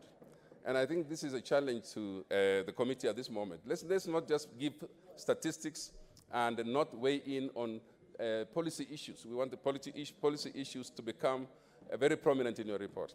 But finally, as we go forward, Speaker, let us see how we can spend as little time when it comes to statements, so that one statement does not cover so much time, but let's be disciplined on how much time we take. You don't have to say the things that you wanted to say about everything else. Let's focus on that particular statement, and I want to thank you for the opportunity. Thank you, Honorable Senators. We have to make progress, and I defer order number 7D, pass one to standing order 51, 1B. Next order. Order number 8, the County Allocation of Revenue Bill, Senate Bills number 7 of 2020, third reading, division. Honorable Senators, I defer order number 8. Next order. Order number 9, motion, provision of cemetery, funeral parlors, and crematoria in all counties. Honorable Senators, order number 9 stands deferred. Next order. Order number 10, motion, adoption of the report of the Committee of Powers and Privileges on the inquiry into the conduct of 2 senators. Senator Sylvia Kasanga.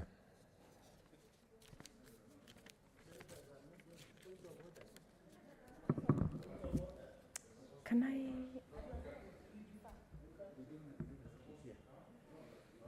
Senator Sylvia Kasanga, proceed. Mr. Speaker, I'm not sure if the 2 senators we are discussing in the motion need to be present. They don't need to be here.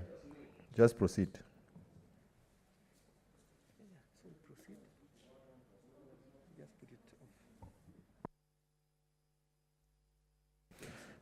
Senator Kasanga, if you are not ready, we can proceed to the next order.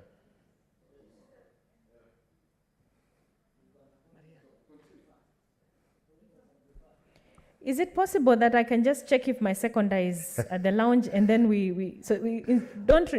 don't want to defer to another day. Oh. It's been hanging around the order paper for some while. Senator Sylvia Kasanga, it seems you are not ready. We will proceed to the next order. Then your order, the motion will come up tomorrow.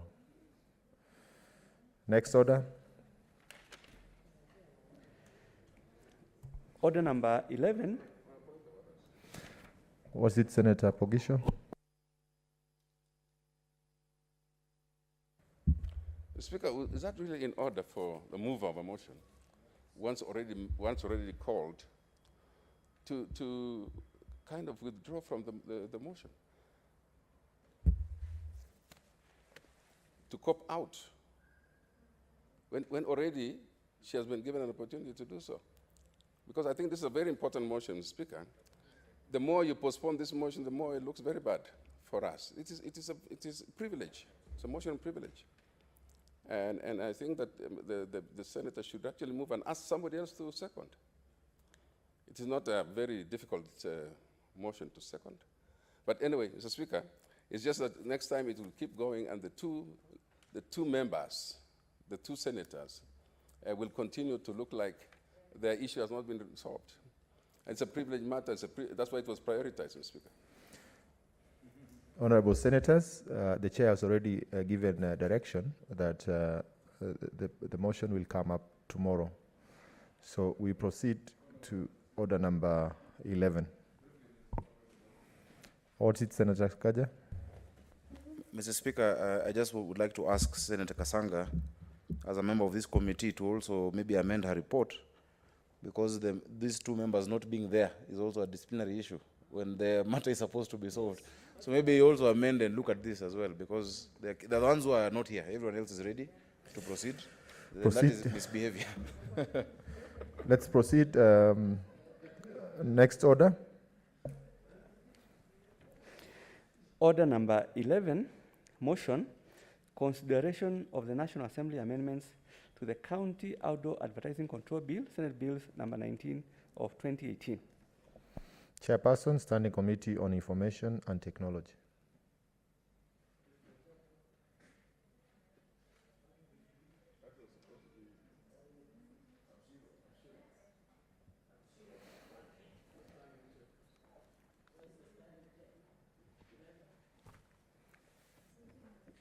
The Vice Chair.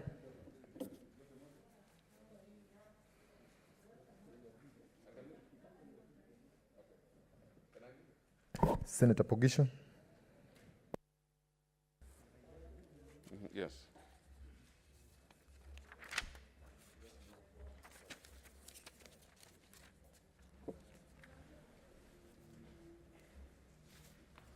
Mr. Speaker.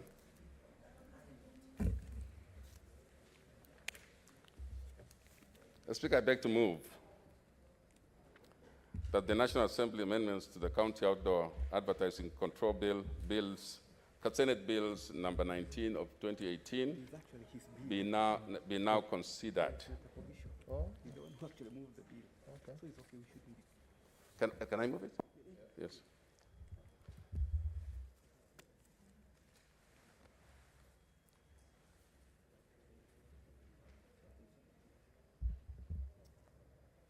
Thank you, Mr. Speaker. Mr. Speaker, I beg to move that the National Assembly amendments to the County Outdoor Advertising Control Bill, Senate Bills number 19 of 2018, be now considered. Mr. Speaker, this is a very straightforward bill. I am the one who sponsored the bill, and I know, therefore, Mr. Speaker, that it's very important that this House looks very keenly at the third reading, looks very keenly at the amendments that have come from the National Assembly. Mr. Speaker, I have looked at them myself, but I cannot go into the details of them. But the gist of it, Mr. Speaker, is that we would like to have a unified act of Parliament that looks at the county advertising, a county outdoor advertising within the county, Mr. Speaker, because there's been confusion where so many organizations, Mr. Speaker, are imposing even taxation, imposing charging members of the outdoor advertising organizations and making it so difficult to know where the money goes. And so it was good, Mr. Speaker, we considered at that time as the Committee on Communications looked at all the possible ways of making sure that this group of people who do outdoor advertising, the billboards and all these other technical aspects of advertising, can be brought to one common regime and be made and given the controls, given some of these controls given to the counties, and the other controls can be given to the National Highways Authority and all the other authorities that control, including now the railways and so on. Mr. Speaker, it is therefore important, when it went then to the National Assembly, Mr. Speaker, they have looked at it. They went through in their committee, Mr. Speaker. They looked at all aspects, and therefore they have made proposals for some amendments. Some of them we agree with, Mr. Speaker. Some of them we think that we can look at them again. Mr. Speaker, for this consideration, it is very, very important that I ask someone who is very close to this kind of business, who is in this House, and I shall not name them now. Mr. Speaker, we'll come to the place where there should be no confusion in when you want to advertise in a county, who are you going to pay to? Who is going to determine who's going to give you conditions? Which conditions do you follow? Because otherwise, Mr. Speaker, we've had this problem for long. The other thing which we do, Mr. Speaker, in this bill is to make sure, of course, we have talked about the bill itself before, so I'm only talking about the amendments now. And that's why there is a need for us to consider these amendments, Mr. Speaker, is to accept that in this business, technology has come mostly to overtake us.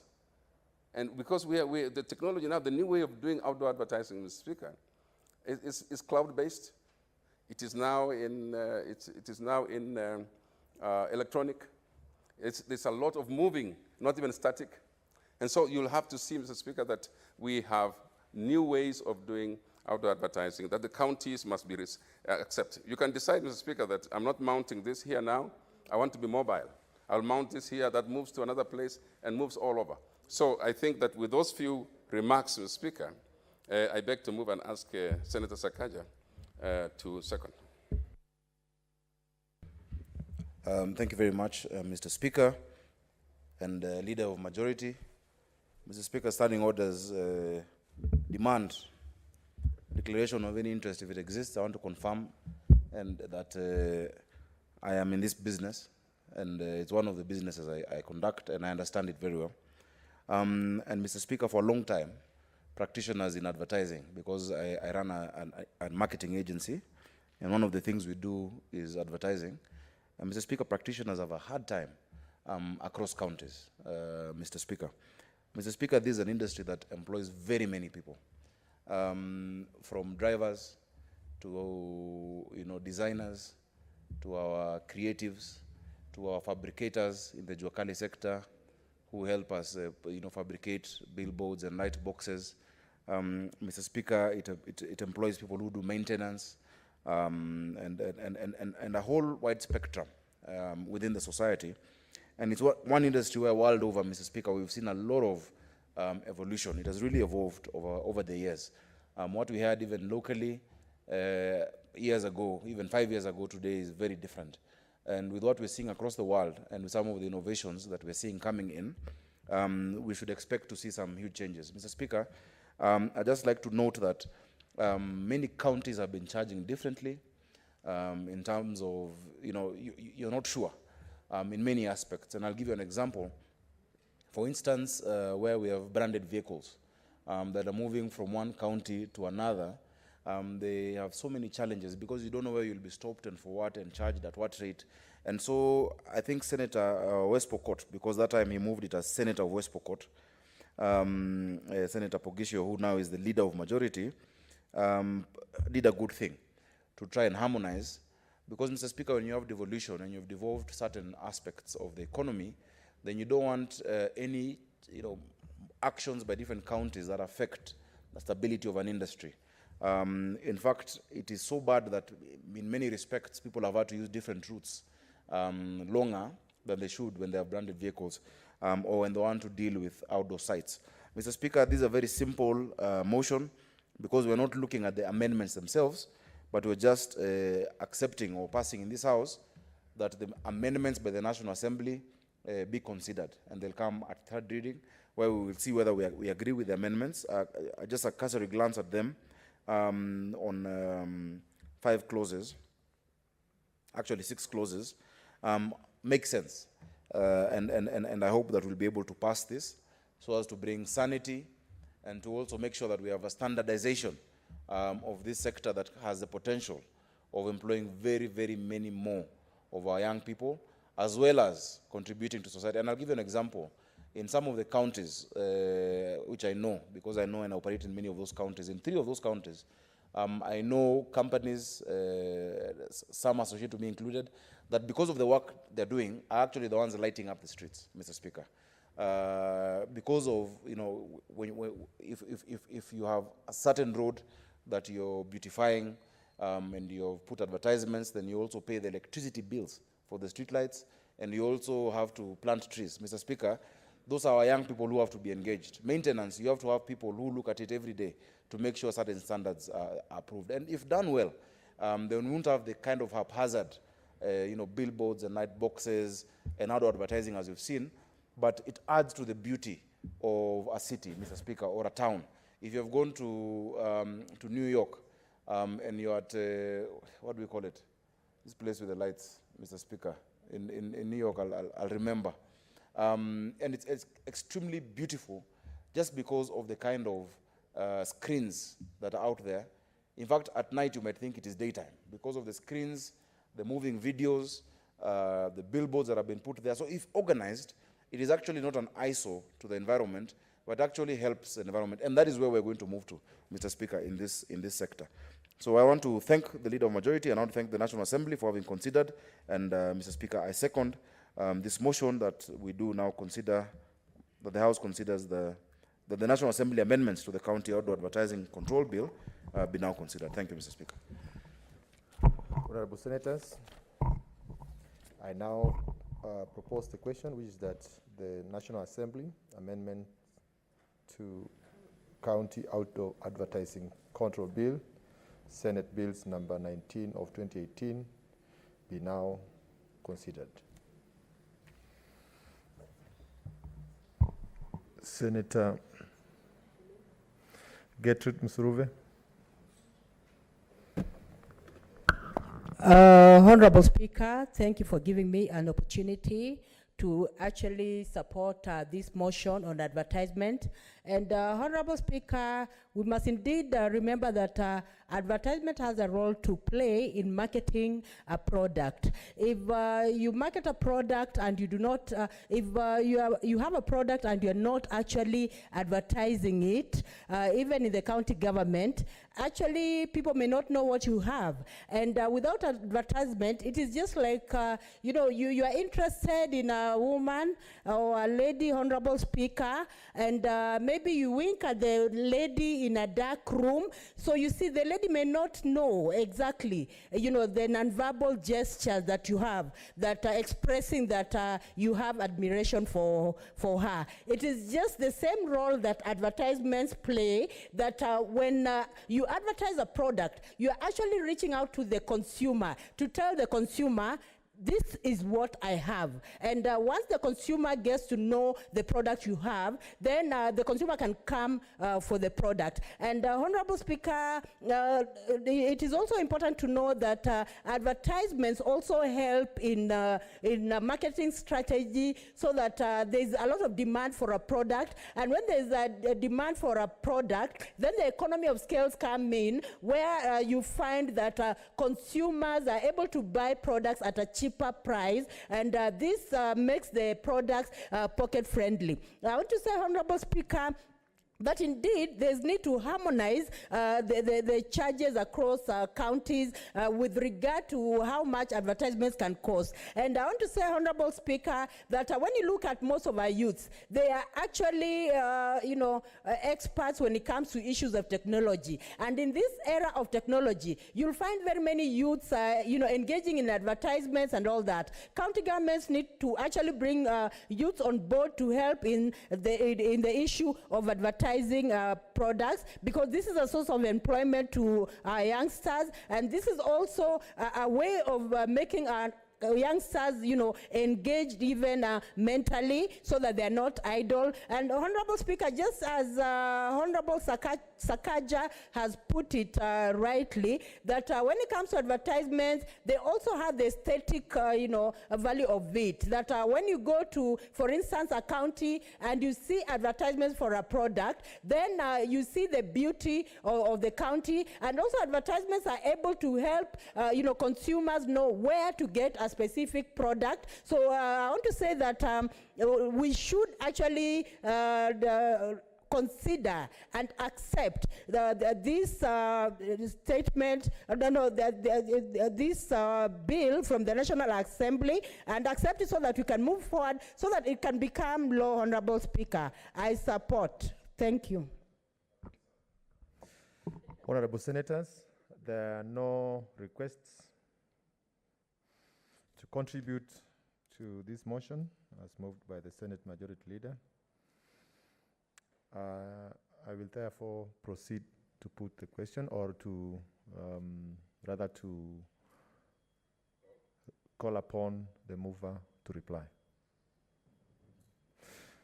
Senator Pogisho. Straightforward. This is a very straightforward motion. It is the big part of this motion is coming in the third reading, and I want to thank members for being understanding that we move on now to adopt it, to accept those amendments, and then we move on so that we can move quickly to third reading, maybe not at this moment. But Mr. Speaker, with those few remarks, I beg to reply. Thank you.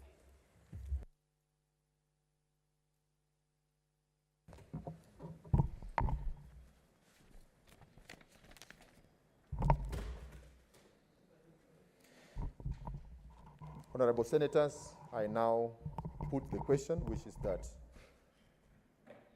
the National Assembly amendments to the County Outdoor Advertising Bill, Senate Bills number 19 of 2018, be now considered. Honorable Senators, this is a motion that does not concern counties, and I will therefore proceed to call upon to put a voice vote. Will as many as of that opinion say aye? Aye. Will as many as of the contrary opinion say nay? Ayes have it. Next order. Order number 12, the Sectional Properties Bill, National Assembly Bills number 23 of 2019, second reading.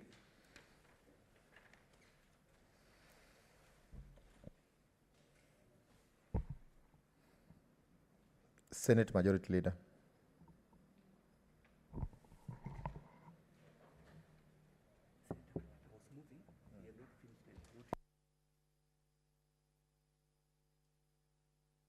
Honorable Senators, I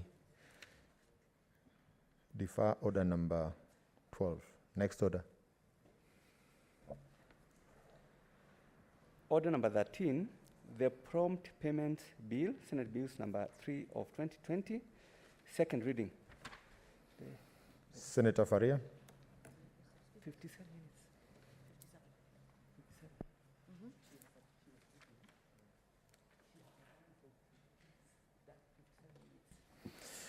Senator Faria, before you proceed, during our last session, when we were considering the bill, you had a balance of 57 minutes. 57 minutes, so you can proceed. You don't need to utilize all your time.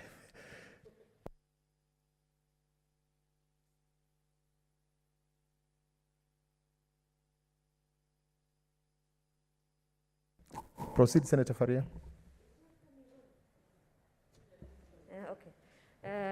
Thank you, Mr. Speaker. I will not need all those minutes because this is a very short bill and most of the things have already been said, and if I finish everything, my second, I will not have enough to say.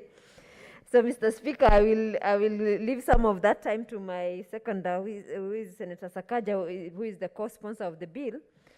But, Mr. Speaker, just to conclude, this bill is just, there hasn't been any legal framework in terms of to fast-track payment. And this bill is addressing some of those things, Mr. Speaker. It's just creating a legal framework to ensure that people are paid promptly. And then in terms of the number of time, and of course chronological, which we have, according to the advice of the Legal Counsel in Finance Committee, we have been told to be more specific. Now there is an amendment in terms of, instead of chronological order, now it's going to be fast in, fast out. If the bills, if you are a supplier and you register that bill for payment, that invoice, then it is ranked so that the first one who to come will be the first one to be paid. And this also takes care of one end of corruption, Mr. Speaker. Because, Mr. Speaker, there are two levels of corruption. One at the beginning, when the tenders are being won, people are influencing. And then the next one is when payment, if you want to be paid by either government or national government or counties, now you have to part with something to get your payment. Now it will be automatic. The moment you finish all the requirement for the invoice, then, Mr. Speaker, immediately you finish all that process, your payment is, in a register. And you are supposed to keep a register going forward. So, Mr. Speaker, I wish to move and ask Senator Sakaja, who is my co-sponsor, to second. Thank you, Mr. Speaker. Asante sana, Senator Sakaja. Thank you very much, Mr. Speaker, yet again. Just when you take the seat, I always rise to speak. This is ordained. Mr. Speaker, and of course members should know I'm the first senator to ever call you Mr. Speaker on the day of your election. Kabisa. Thank Kwanza you, sir. pia wewe ndio ulinipendekeza kugombea kiti cha naibu wa speaker. Yes, yes. So members should take my words seriously. There's prophecy. Mr. Speaker, I'm very proud to second this bill that I have sponsored together with Senator Faria. And I thank Senator Faria because she's shown such great diligence and commitment to her work as a senator, which is why she was automatically elected to be the deputy whip of the majority side. Mr. Speaker, Senator Faria is always the first one in the House and the last one after the Speaker. And we want to appreciate your efforts, Senator Faria. Senator Faria, myself, and the Speaker were both nominated once. And when we were nominated, we were very diligent. And that is why Senator Maura is today sitting as a Deputy Speaker, because of what he did as a nominated MP, and even now as a nominated Senator. I was a nominated MP, and then I sponsored bills in the National Assembly. The 30% procurement law that we have today, I'm proud to have sponsored it in the National Assembly, where women, youth, and persons with disability get 30%. Mr. Speaker, I'm proud to have sponsored the National Employment Authority, which has been set up, and in as much as it's not moving as fast as it should, it exists and it's gotten budgetary allocations. In the last parliament, as a nominated MP, and many other bills, and so I want to encourage Senator Faria to keep sponsoring bills. We're here to legislate. You can amend laws. Some people say we have enough laws, but if we had enough laws, then we'd close parliament. We need to keep strengthening our, the legal framework in this country to make sure that we are assisting young people. We're assisting our women, we're assisting our economy, and those who have been elected to represent. Mr. Speaker, as I second this bill where I've co-sponsored, I'm proud as well that this week another bill that I've sponsored called the Startup Bill has been published, and it should be coming for first reading soon. Mr. Speaker, the Startup Bill is going to look at how do we help our young people, especially in the tech startups, to be able to attract investment, for that to be guaranteed, for them to have, for us to have incubation centers across the country, because we've seen the kind of innovation that is out there, Mr. Speaker. And Mr. Speaker, I'm not preempting debate, but I'm just saying that all of these bills I've mentioned, from the 30% I did in the last parliament, to the startup bill that has come now, the national employment, is themed around what I felt for the years I'd be a legislator, I would focus on. And that is economic empowerment for the young people of this country. That is what I've consistently focused on, because, Mr. Speaker, there's no way we can develop this country, even for those who propose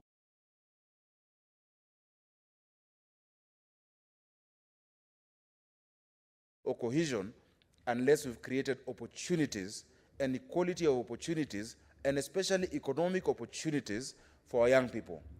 Mr. Speaker, if our young people in this country were doing well economically in 2007, you would have no one to send to the streets to fight. Mr. Speaker, if our young people are doing well economically, no politician will have a crowd to address on a Tuesday afternoon in a rally and fill Uhuru Park, Mr. Speaker.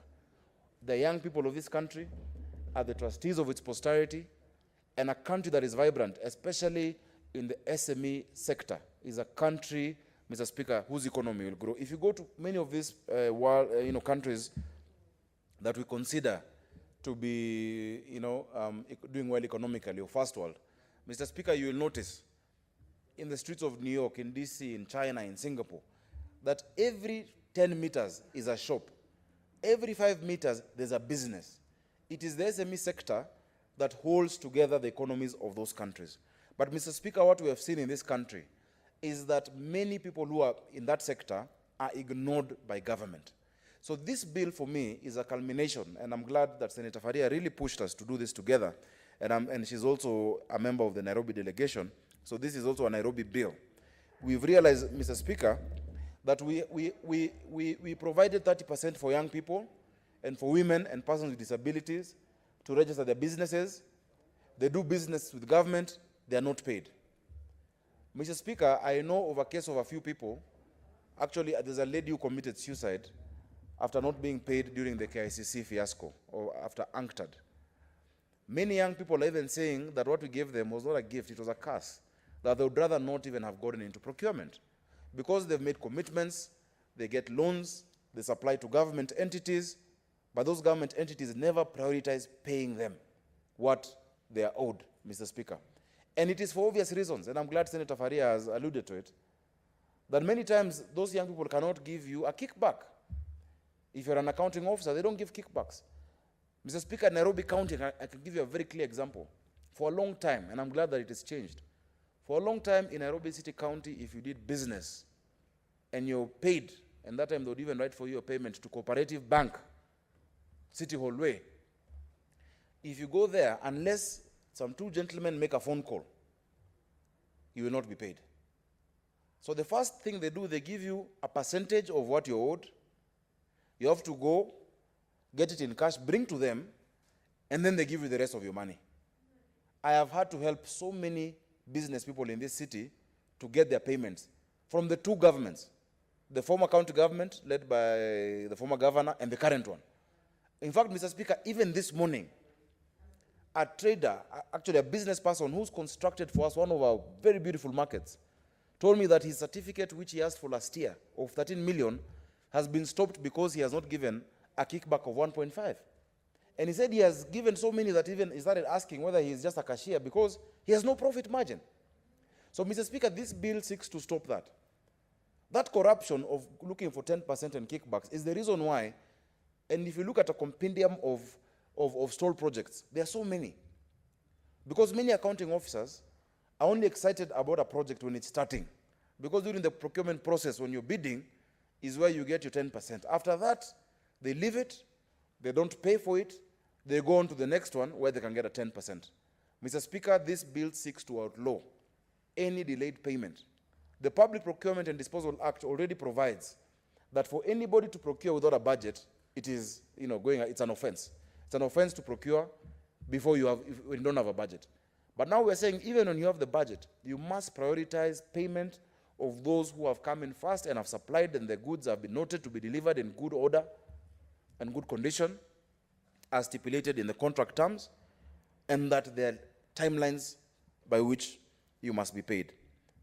Mr. Speaker, unless we stimulate the private sector, unless we stimulate and inject a serious stimulus into young businesses, women-led businesses, medium-sized enterprises, our economy will not be vibrant.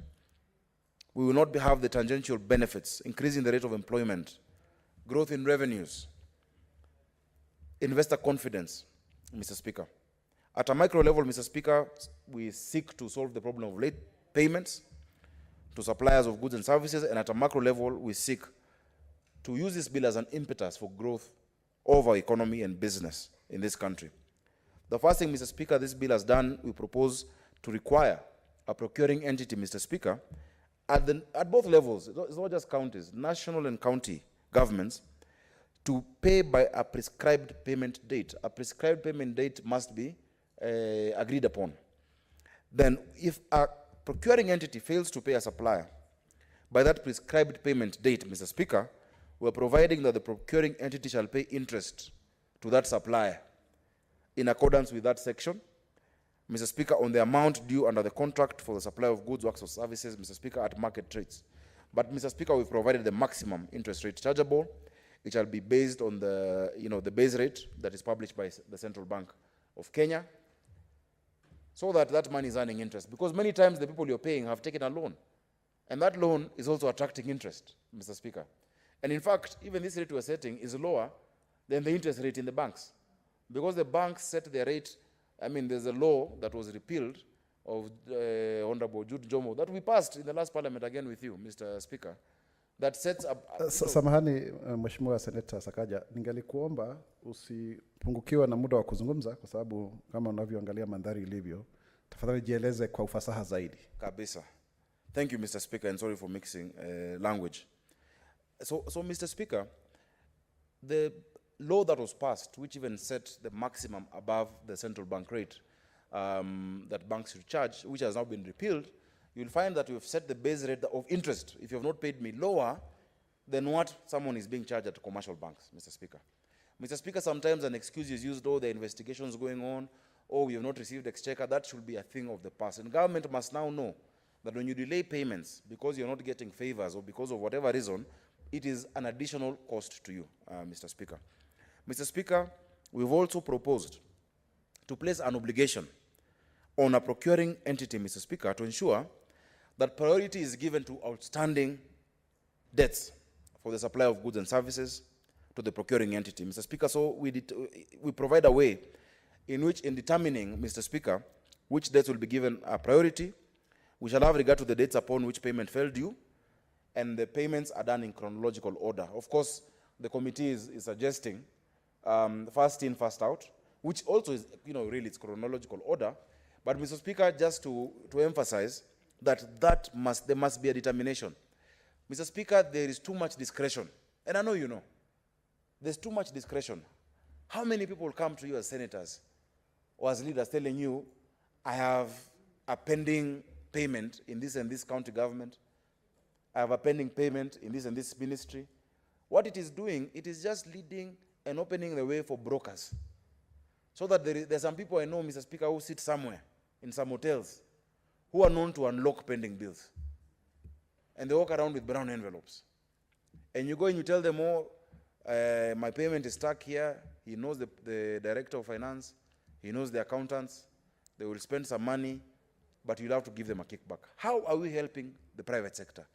How are we helping businesses if indeed the biggest procurer of anything is the government anywhere in the world? Government is the biggest consumer of all goods. Whether it is milk, the biggest consumer is government somehow, even the military. Whether it is being a contractor, the biggest client you can ever have is government. Government is doing roads, right, left, and center, buildings, whatever sector. But, Mr. Speaker, I must, because earlier on in the earlier motion I said the industry I must put a disclaimer, because I know I'm in many industries, but on that specific one, I have never and I've refused to accept to do business with government. Not just because they don't pay, but because it would look like a conflict of interest. And that one I am on record. I've never accepted even one client to use any of my sites across the country from government because I'm privileged. Mr. Speaker, again, I want to give a disclaimer that even when I brought the 30% procurement law, and at that time I was still a youth because I must have been, 30, when that law passed in 2015. Mr. Speaker, even then, I never got an AGPO certificate for any of my businesses because affirmative action is not for those who are able to access. Affirmative action is for those who are not able to access. So why should a whole member of parliament or a senator walk around, or his businesses or businesses associated with him, go around with AGPO certificates asking for preferential treatment?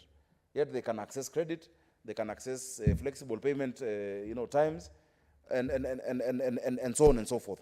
So, Mr. Speaker, I just want to also just emphasize that even this, Mr. Speaker, is not in any way to make anybody benefit, but it is to help those who are locked out of the systems through which people are getting paid in this country, Mr. Speaker. Mr. Speaker, we've heard of very many scandals, and someone tells you, oh, I got a phone call, I got an SMS, I was told to prioritize this. This bill will actually make it, and I hope members will strengthen it further in third reading, will make it very difficult for those brokers to actually come in between a legitimate, hard-working Kenyan supplier and their payment. And that is what we intend to do. Mr. Speaker, we've said, because sometimes delayed payments are compounded by disputes on the terms of these contracts, we propose that where a procuring entity disputes an invoice, because that comes up. And sometimes it's used as an excuse, and it goes on and on and on. But where an entity disputes an invoice, the procuring entity shall within 14 days, return the invoice to the supplier and identify in writing any defects in the invoice and require the supplier to correct those defects. Sometimes you're told there's a dispute, there's no timeline, and you're just left hanging because you have not seen people nicely, in quotes. Mr. Speaker, we further provide that where a procuring entity returns the invoice under the procuring entity shall pay the supplier at least 50% of the amount due. Even if you've returned it, the same way we're talking about voting on account and how counties, you'll still pay 50% as you sort out the defect, Mr. Speaker. Or as a procuring entity and the supplier might agree. So we're giving leverage and strength to suppliers to actually be called to the table and agree on what percentage, but we're proposing 50% in absence of any such agreement between the procuring entity and the supplier. So, Mr. Speaker, a supplier who receives an invoice from a procuring entity shall also within 14 days deliver a corrected invoice to the procuring entity. Then interest shall accrue upon expiry of the 14 days after receipt by the procuring entity. Once they've received it, after receipt 14 days, after receipt of a corrected invoice, or after the prescribed payment date, Mr. Speaker, whichever comes later. This really is to protect business, is to protect businesses in this country. Then, Mr. Speaker, we're providing, just as a means of ensuring that these provisions of this law are implemented, you're providing that where a supplier has delivered an invoice to the procuring entity and the accounting officer or the officer responsible in that department of the procuring entity negligently or maliciously, Mr. Speaker, or without reasonable cause, when they fail to return the invoice as provided for rectification, Mr. Speaker, or to pay the amount due, that individual, that person responsible, is personally culpable. They have committed an offense, and they're liable on conviction to a fine not exceeding 5 million shillings, 5 million shillings, or to imprisonment for a term not exceeding 5 years or to both. In fact, Mr. Speaker, many people who we've spoken to are even proposing that instead of saying 5 million, we put it as a percentage of the invoice amount. A percentage of that amount. If they have negligently or maliciously gone against these provisions, Mr. Speaker, they have to pay, because you have to take responsibility. Mr. Speaker, we have people who are walking around, they're happy, they're comfortable, they're in government, they're in procuring departments and finance departments, because they have not been seen. And I'm using this word seen in quotes. I think Kenyans will understand what I mean, seen. Because hawajaonwa in quotes, they don't care. They'll say, the day you already come see me, but somebody is languishing. Some of these kickbacks are even bigger than the profit margin that the supplier was supposed to get. People are being kicked out of their houses, their children cannot go to school, they cannot feed their families, they have, they have trauma. Just because some people have decided that I'm a big boss in a finance department and you will be paid the day I say I'll be paid. In fact, Mr. Speaker, the word that was used today about a certain government official by a businessman who was seeking my help, he said that that person has become a PIN number. You cannot be paid unless he says he's the PIN number. And he's asking for a huge percentage of a kickback. Mr. Speaker, I'll take this opportunity. I'm glad NMS has started on a good footing. But some of the stories we're hearing, I just want to tell General Badi not to allow this to be the story at NMS, because it has been the story in Nairobi for too long. And in many other counties. Let that not be the story. That you might have good intentions at the top, but you have people in finance departments who are really making Kenyans suffer, Mr. Speaker. And that cannot be allowed, Mr. Speaker. Mr. Speaker, we are glad that through public participation, and I was looking for the report of the committee, the Private Sector Alliance said this bill is so good, they want to be part of it. Because even within the private sector, there are some smaller entities that are harassed by big entities. And Mr. Speaker, there I can say, because I've experience in private sector, that you know that once you've done business with some big companies, it is 180 days that you'll be paid. 90 days, 180 if you're lucky. And you're such a small player, you've just provided a tent. We have young people who are doing tents. We help them set up, our event management companies. And they've collected tents, they've collected chairs, they've come to KICC, they've set up. The function is dazzling. It's a huge corporation. Let me, for 3 months, those young people are crying and languishing because they hired a truck to bring the tents. They hired staff.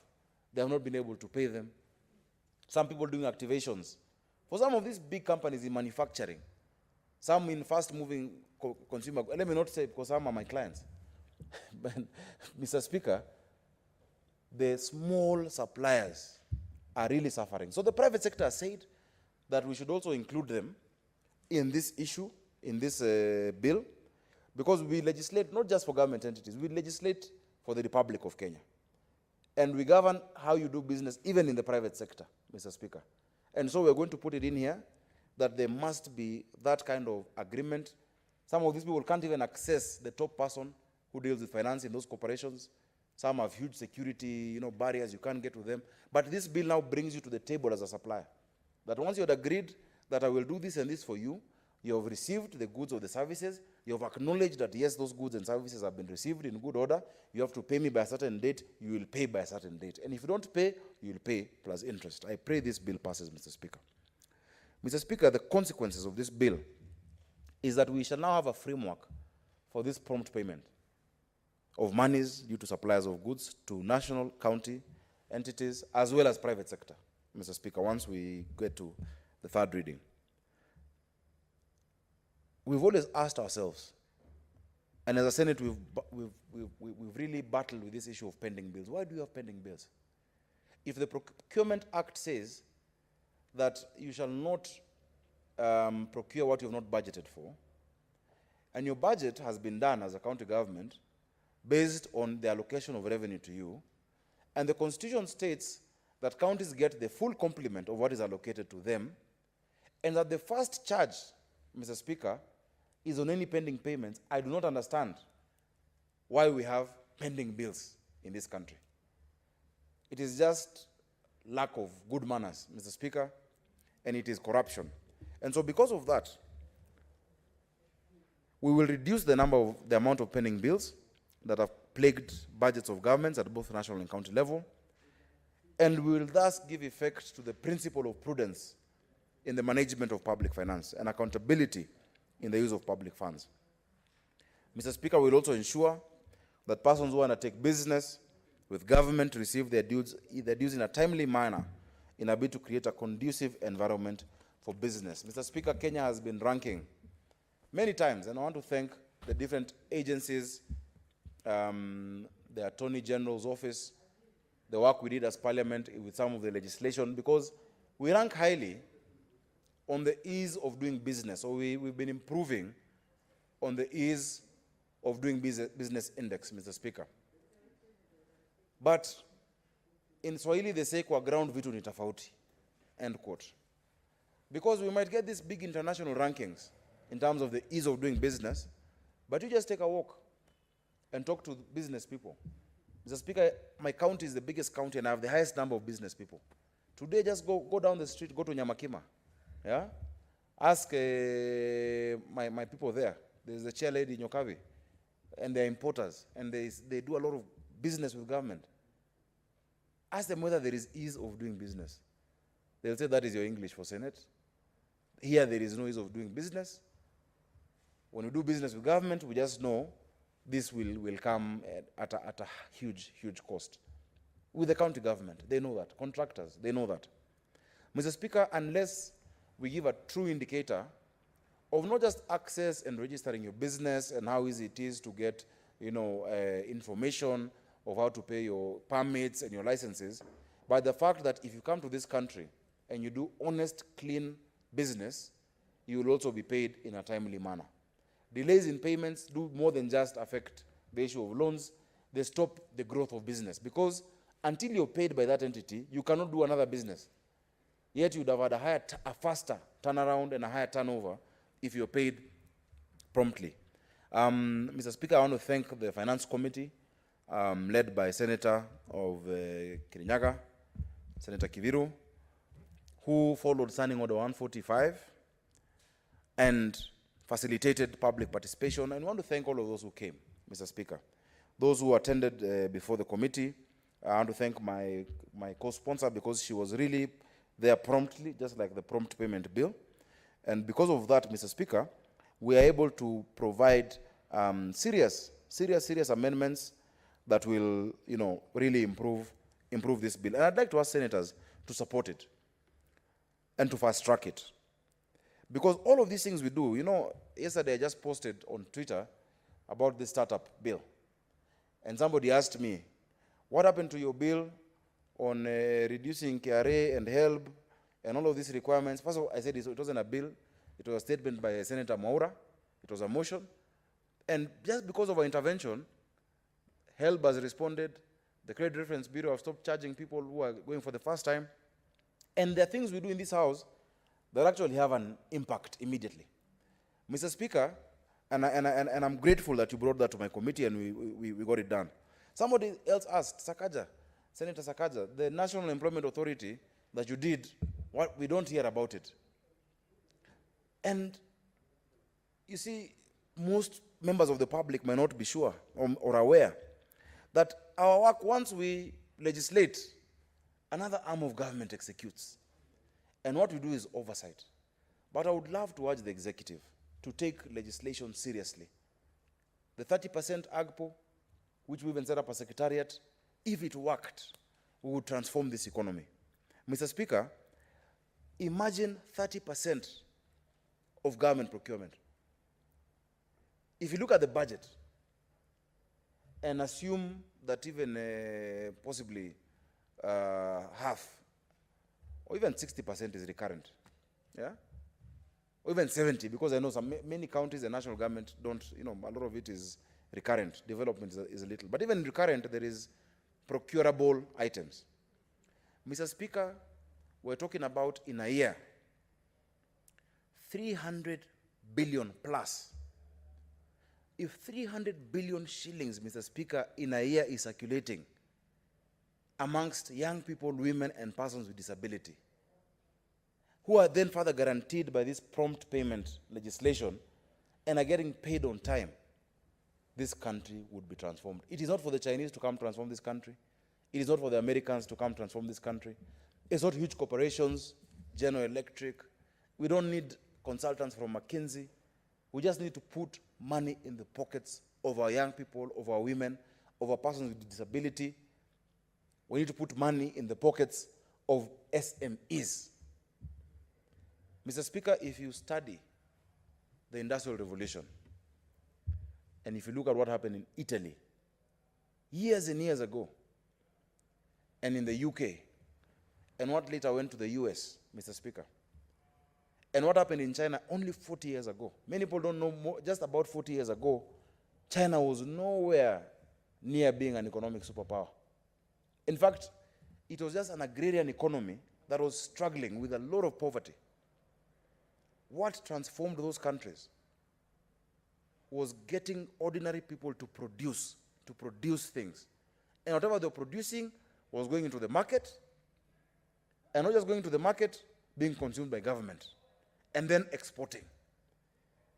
The same trick that happened centuries ago is what China used just less than 42 years ago to now become one of the strongest economic powers in this country. There is no way to reinvent the wheel. There's nothing new under the sun. It is the same thing. They said produce whatever, produce.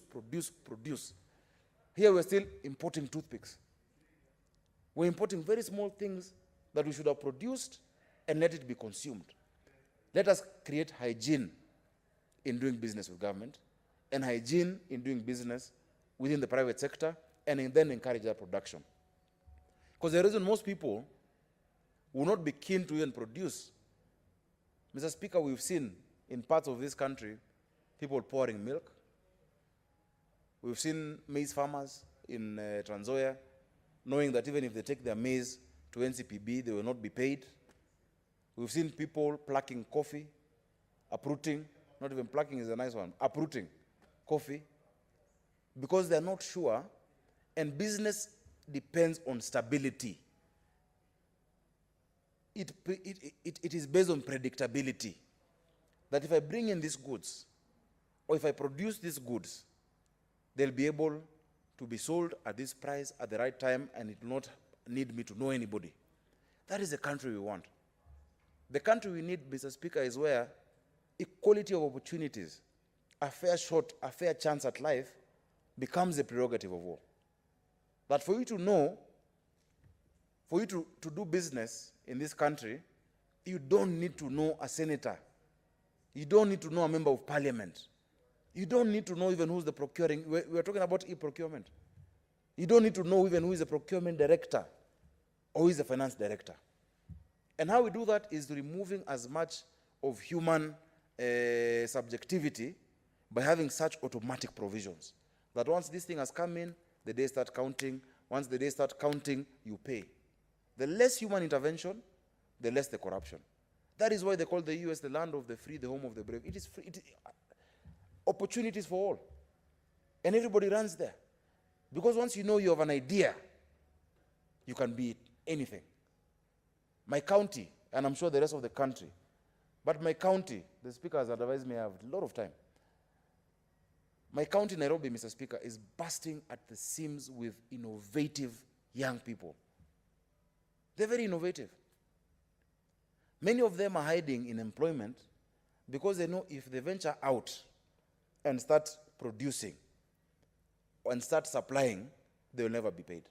We cannot grow an economy like that. So even in BBI, we must talk about equalization of opportunities. Mr. Speaker, you are a member of a committee I chaired in the last parliament. That was a joint committee. It was a committee of national cohesion and equal opportunities. And initially when we joined it, I thought that it's an oxymoron or there was a mistake to put to name the committee national cohesion and equal opportunities. But as we did our work, we realized you cannot have cohesion without equalization of opportunities. Why do people fight to have a governor from their tribe or to have a governor from their clan? Because you know now if you have a governor from your clan, you'll do business and you'll be paid. But if another one comes in, he stops everybody who had done business with the former governor and they're not paid. That discretion is what we must take away from elected leaders and from those top bureaucrats in different levels of bureaucracy at the national and at county levels, Mr. Speaker. Why do people fight for the presidency from your region, from your community? That, oh, in this new setup we must have our person. It's because it has been that when your person is somewhere, then you know you can have an opportunity to do business. And that is just wrong. Mr. Speaker, I am very proud that I've never been caught up in that. And since I started voting, I have never voted for a candidate of my tribe. Since my first vote ever. I have voted for ideas. I have voted for character.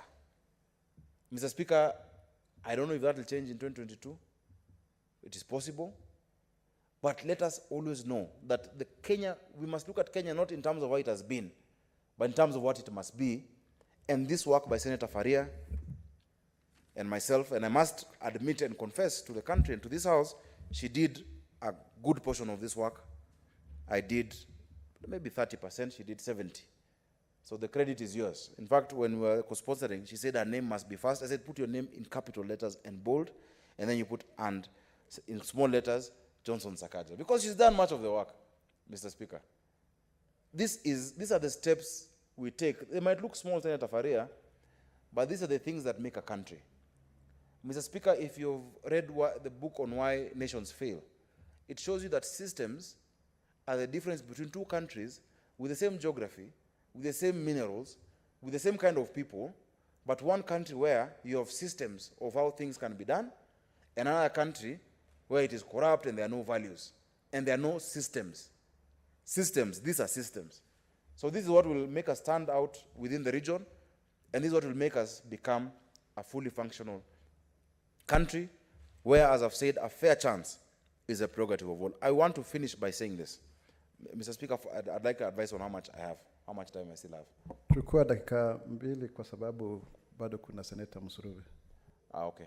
I don't know if Senator Musuruve will take 25 minutes. Ningalipenda pia kumpatia muda wa zaidi Mheshimiwa Senator Farhia. Pengine nikupatie dakika 5. Okay. I will finish, Mr. Speaker. Sorry. You tempt me. I wish I started moving in Swahili. And I would have moved this prompt payment bill. I'm sure in Swahili you'd say, mswada wa kuharakisha malipo. Malipo ya papo hapo. Malipo papo hapo.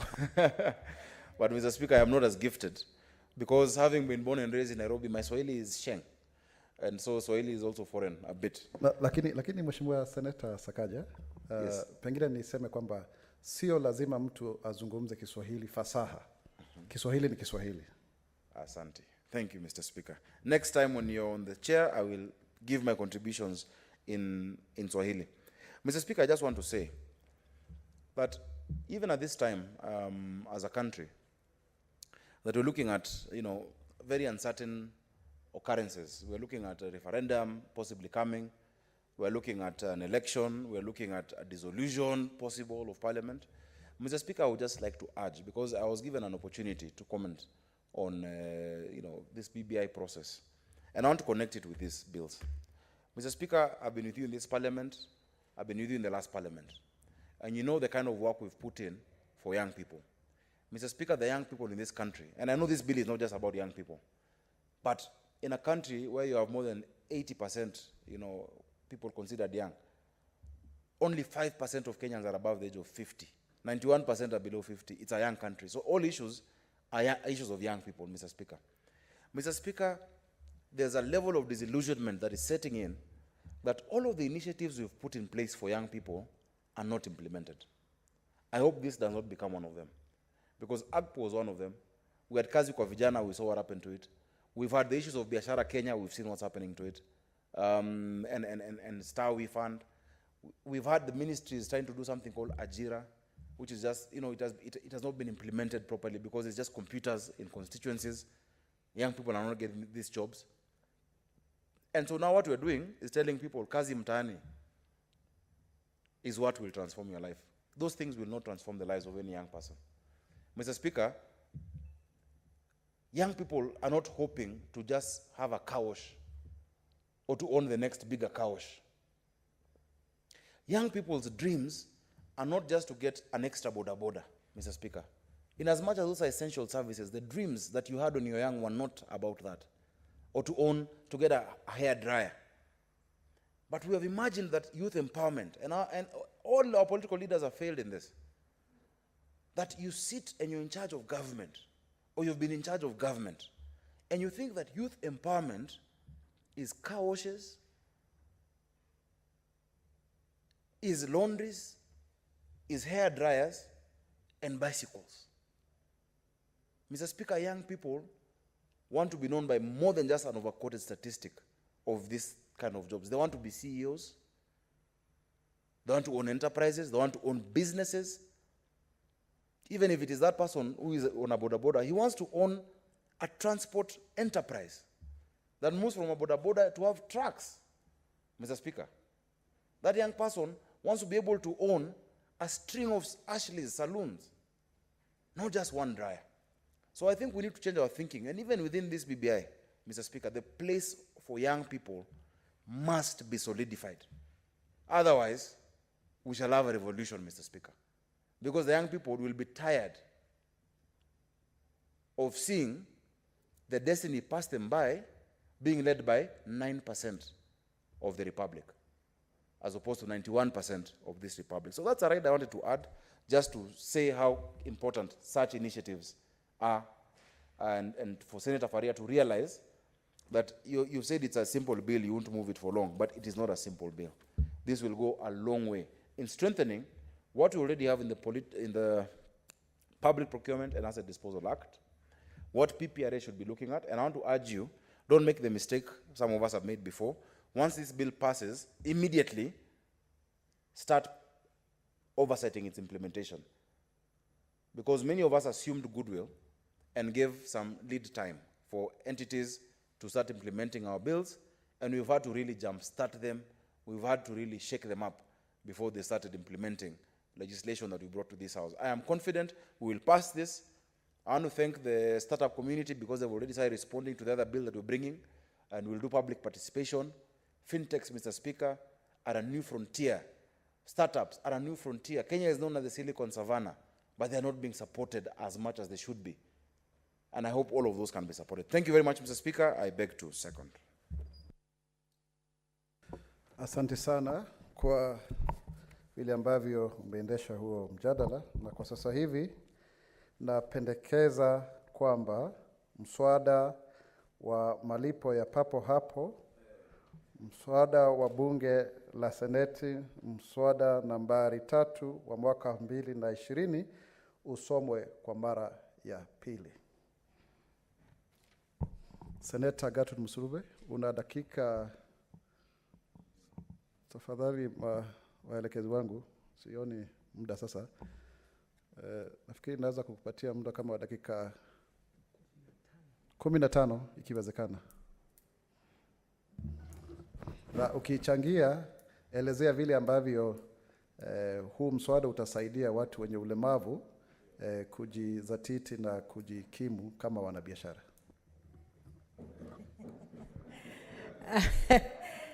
Thank you, Honorable Speaker, for giving me this opportunity to actually support this bill. And Honorable Speaker, I want to say that I want to begin by commending Senator Faria and Senator Sakaja for coming up with this bill, because this is a bill that is actually timely, and this is the bill that is going to correct some of the wrongs that are happening even in county budgets. And I want to say, Honorable Speaker, that there's need for a legal framework to ensure that there's, prompt payment for any goods or services delivered. I want to say, Honorable Speaker, that when people take the initiative of supplying goods and services, some people you'll find have taken loans to do these things and to supply the goods and to supply the services. And when someone takes a loan, the banks are usually very fast in, recovering the money immediately. In fact, the following month, the banks are already on you to recover the money. And I want to say, Honorable Speaker, that if someone has taken a loan to do, to deliver goods and services, and the person is not paid in good time, then it means that the person will now be psychologically tortured, frustrated, because he has to pay the bank loan, and yet he has not received payments for the goods delivered. So I want to say, Honorable Speaker, that I support the stringent measures that are in this bill, that if goods are delivered and they're not paid within a definite time frame, then there's need for fines to be paid, and there's need also for interest to be paid at the central bank interest rates, and this will make people honor the contracts they make with each other. And I want to say, Honorable Speaker, that there's need for suppliers of goods, to be fair to those who are also, there's need for procuring entities of goods to be fair to suppliers of goods, so that there's a fair play in all of them. There's a win-win situation, because when people, or when a government agency has actually procured for goods, it means that they're in dire need. And if a supplier has supplied, there's need to actually pay promptly. And I want to speak, Honorable Speaker, on the issue of AGPO. You'll find that quite a number of persons with disabilities have the AGPO certificates. Now, when they want to supply goods and services, you find that sometimes it takes forever for those goods and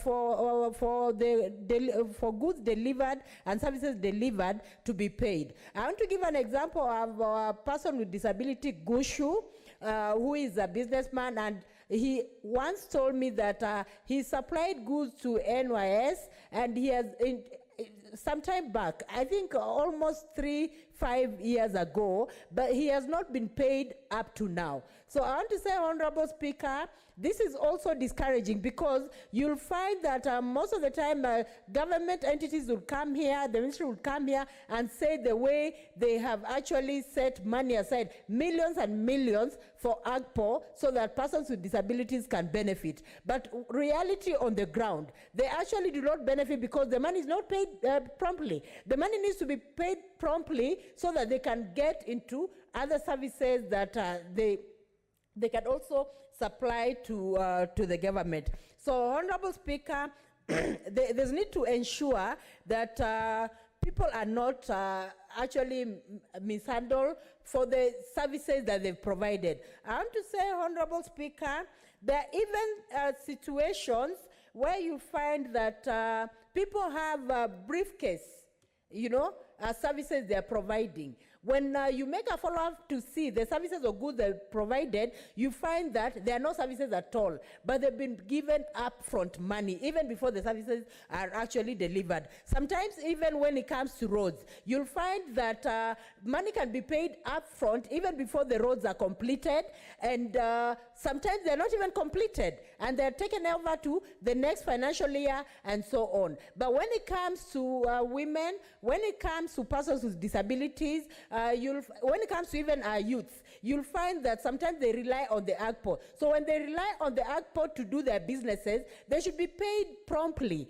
And when they're paid promptly, it is actually a reinforcement for them to continue, supplying goods and services, because in that way, then they'll see the benefit of the AGPO. So on the ground, let the AGPO money that is set aside be a reality. Let it actually, let it corroborate with, the money given and, the services given and the benefit. Let them corroborate with each other, because if they do not corroborate, then there is no benefit for the AGPO services. So I want to say, Honorable Speaker, that I also want to thank Senator Faria and Senator Sakaja for even ensuring that there was public participation on this particular bill. And I'm happy, Honorable Speaker, that even stakeholders have spoken on it, and they really want it to be fast-tracked so that it becomes law in the land. And when it becomes law, Honorable Speaker, we are going to speak on issues of malpractices that happen in many government offices, where you find that someone has already delivered goods and services, but you are not actually paid. Before you are paid, you are asked for a 10% or you are asked for a 5%. So if this bill becomes law, it is actually going to cut down on these cartels. Honorable Speaker, even as I talk about persons with disabilities, women and youth, I want to talk also about farmers in this country. You will find, Honorable Speaker, that when farmers have harvested their products, some of them even supply to government offices. They supply their beans, they supply their maize to government offices, but when it comes to payment, they're not paid immediately. So they end up getting frustrated. They end up, even regretting why they ever made supplied the services. And Honorable Speaker, it is so clear that every county government has, a national, an annual budget for whatever needs there are. Even if it's services, even if it's goods or what, they have an annual budget for it. So if they have an annual budget for it, and they have actually asked, they've procured for these services, why don't they pay even before the financial year is over? Honorable Speaker, if such pending bills are taken to the next year, then it means that there are malpractices going on within the government offices. And as a Senate, we have to ensure that even when goods are procured, there is need also to do an oversight to find out, even in the counties, what did they procure for? What money was set aside yearly for whatever has been procured? And whatever has been procured, has it been paid for, Honorable Speaker? Because once we do that, we are going to ensure that there's sanity in the counties, there's sanity in government offices, and people, suppliers will not be taken for granted. And this way also, Honorable Speaker, we will also ensure that we are also killing the briefcase suppliers, the suppliers of goods and services, so that we have genuine suppliers being paid, genuine providers of goods are being paid. Because, Honorable Speaker, when we are talking of AGPO, why shouldn't persons with disabilities benefit? Why should they cry now and again that they've supplied goods and services and yet they have not been paid, Honorable Speaker? And yet a lot of money has been set aside for AGPO. And Honorable Speaker, I also want to speak on organizations, to organizations out there. I want to speak to all public organizations. I want to speak to private sectors as well, that there's need for them to ensure inclusivity in ensuring that even when they're procuring,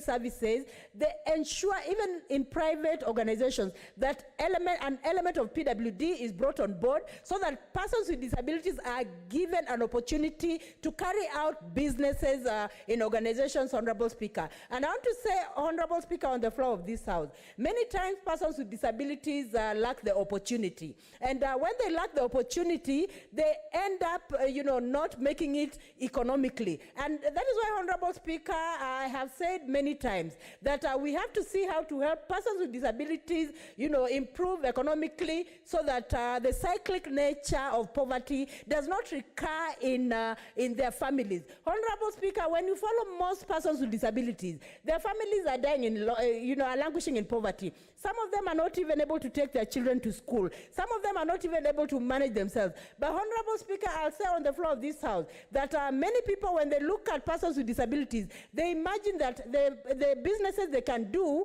is selling sweets. So you will find people donating to persons with disabilities a wheelchair that has, a bag, a carrier behind for them to sell sweets. So I want to say, Honorable Speaker, persons with disabilities, allow me just a minute, Speaker, kindly. So I want to say, Honorable Speaker, on the floor of this House, that persons with disabilities also need to be in businesses that are doing well. They should not be just given opportunities to supply stationery, pins, stapling pins, and all that. They should also be given opportunity to supply desks, to build, infrastructure, roads, and so on and so forth, depending on their ability. Honorable Speaker, thank you for the opportunity. I support. Asante sana. Kwa kweli unaweza kuzungumza, sijajua vile muda umeyoyoma wakati ulikuwa unapozungumza. Sasa hivi nampa fursa Seneta wa Migori, Seneta Ochilo Mbogo yako, una dakika 3 tafadhali. Thank you, Mr. Speaker. Is it 5 minutes in total, or it could spill over? Dakika 3 kwa sababu lazima pia tupate majibu ya mwenye mswada. Thank you, Mr. Speaker. Mr. Speaker, I want to wholeheartedly support this bill and congratulate the sponsor of this bill, my good sister, Senator Faria, and also the co-sponsor, my very good friend, Senator Sakaja. Mr. Speaker, the issue of pending bills is an issue that is eating up counties. Counties are governments that default in contracts that they commit to, and such default has spiraled into poverty, has spiraled into bringing down business people, and in several counties, unfortunate business persons have committed suicide because of runaway bank loans and interests. Counties were put in place to spur development, entrepreneurship, and business in wherever they were established in the 47 counties. And this has not happened because of pending bills. This has not happened because year in, year out, election in, election out, new governors come and disregard all commitments that their predecessors made. We are told that a part of it is attributed to difficulty in cash flow. But, Mr. Speaker, I believe commitments are commitments, and governments must be at the forefront in honoring commitments that are made, so that governments set good examples for citizens, and citizens follow what governments do. Mr. Speaker, this piece of legislation has come in handy. I believe it will make commitment bankable for businesses and contracts that are made in counties. So I want to thank my sister, and I want to thank my good brother Sakaja for coming up with this bill. My county is notorious for pending bills. And if you do not exhibit loyalty that is beyond what the law prescribes to the current administration, you will not get paid. You may be entrapped into a contract that is a sinking hole, and you will regret ever working for that county. So with this piece of legislation, I think the gap and the gray area will be addressed.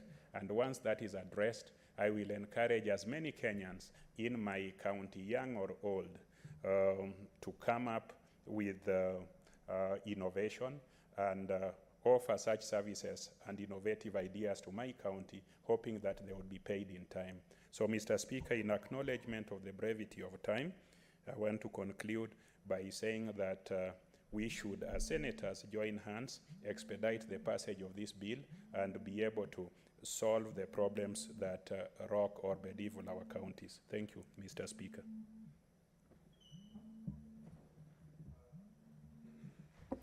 Asante sana Mheshimiwa Ochilo Mbogo Ayako, seneta wa Migori.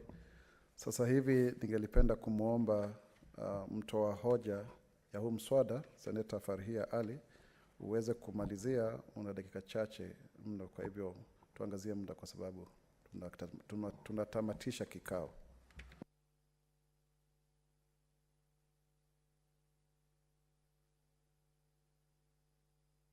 Una dakika 3, Senator Farhia. Thank you, Mr. Speaker. Mr. Speaker, when I was initially, when I was sponsoring this bill, actually this bill, there are two things that made me think about it in the first place. President Uhuru Kenyatta at some point said that let people be paid, and both government and national government must reduce pending bills, and tasked Treasury to ensure that bills have been paid. And because of that, I started thinking about it. But at the same time, Senator Sakaja also was thinking about the same idea. And then we just went to, our legal team to go for both of us. And that is the time we decided, why not co-sponsor, because both of us have the same ideas. So, Mr. Speaker, I wish to thank my co-sponsor for ably seconding this bill and speaking to the core of the matter of this bill. I also wish to thank Senator Ochilo Ayako and Senator Msuruve and Senator Ochilo Ayako for supporting this bill. Mr. Speaker, I have an opportunity of being also in Trade Committee. When the CS for Trade came to our committee as part of the induction, Mr. Speaker, this is the bill that she said will make a difference to the people. And she is the one actually who even gave the idea that traders must be included because the big brothers are influencing and they are not paying the small ones. Mr. Speaker, the part of the reasons why affirmative action is not, coming out in terms of procurement for marginalized group, Mr. Speaker, is because there is no mechanism of monitoring who has complied, who has not. And even if that happens, there are no consequences. So that is the part of the reason that the loopholes that exist for the marginalized group. And finally, Mr. Speaker, I just want to submit that because of this bill, I have no doubt, because of the empowering that comes along, I have no doubt that the economy of this country will improve and businesses will flourish. And Mr. Speaker, I beg to reply. Thank you. Je, una ombi rasmi kuhusu upigwaji wa kura wa mswada wako? Mr. Speaker, I request that pursuant to Standing Order 61(3), that putting the question be deferred to a later date. I thank you, Mr. Speaker. Asante, Mheshimiwa maseneta, kutokana na maombi ya mdhamini wa hoja ya mswada huu, Ningependa sasa kuakhirisha kupiga kwa kura hadi kesho Alhamisi tarehe 24 mwezi wa Septemba mwaka 2020 saa 8:30. Waheshimiwa maseneta, sasa hivi ni saa 12:30 wakati wa kusitisha hoja za bunge la Seneti. Kwa hivyo jumba hili la Seneti sasa limeahirishwa mpaka kesho tarehe 24 mwezi wa Septemba, Alhamisi mwaka wa 2020 saa 8:30.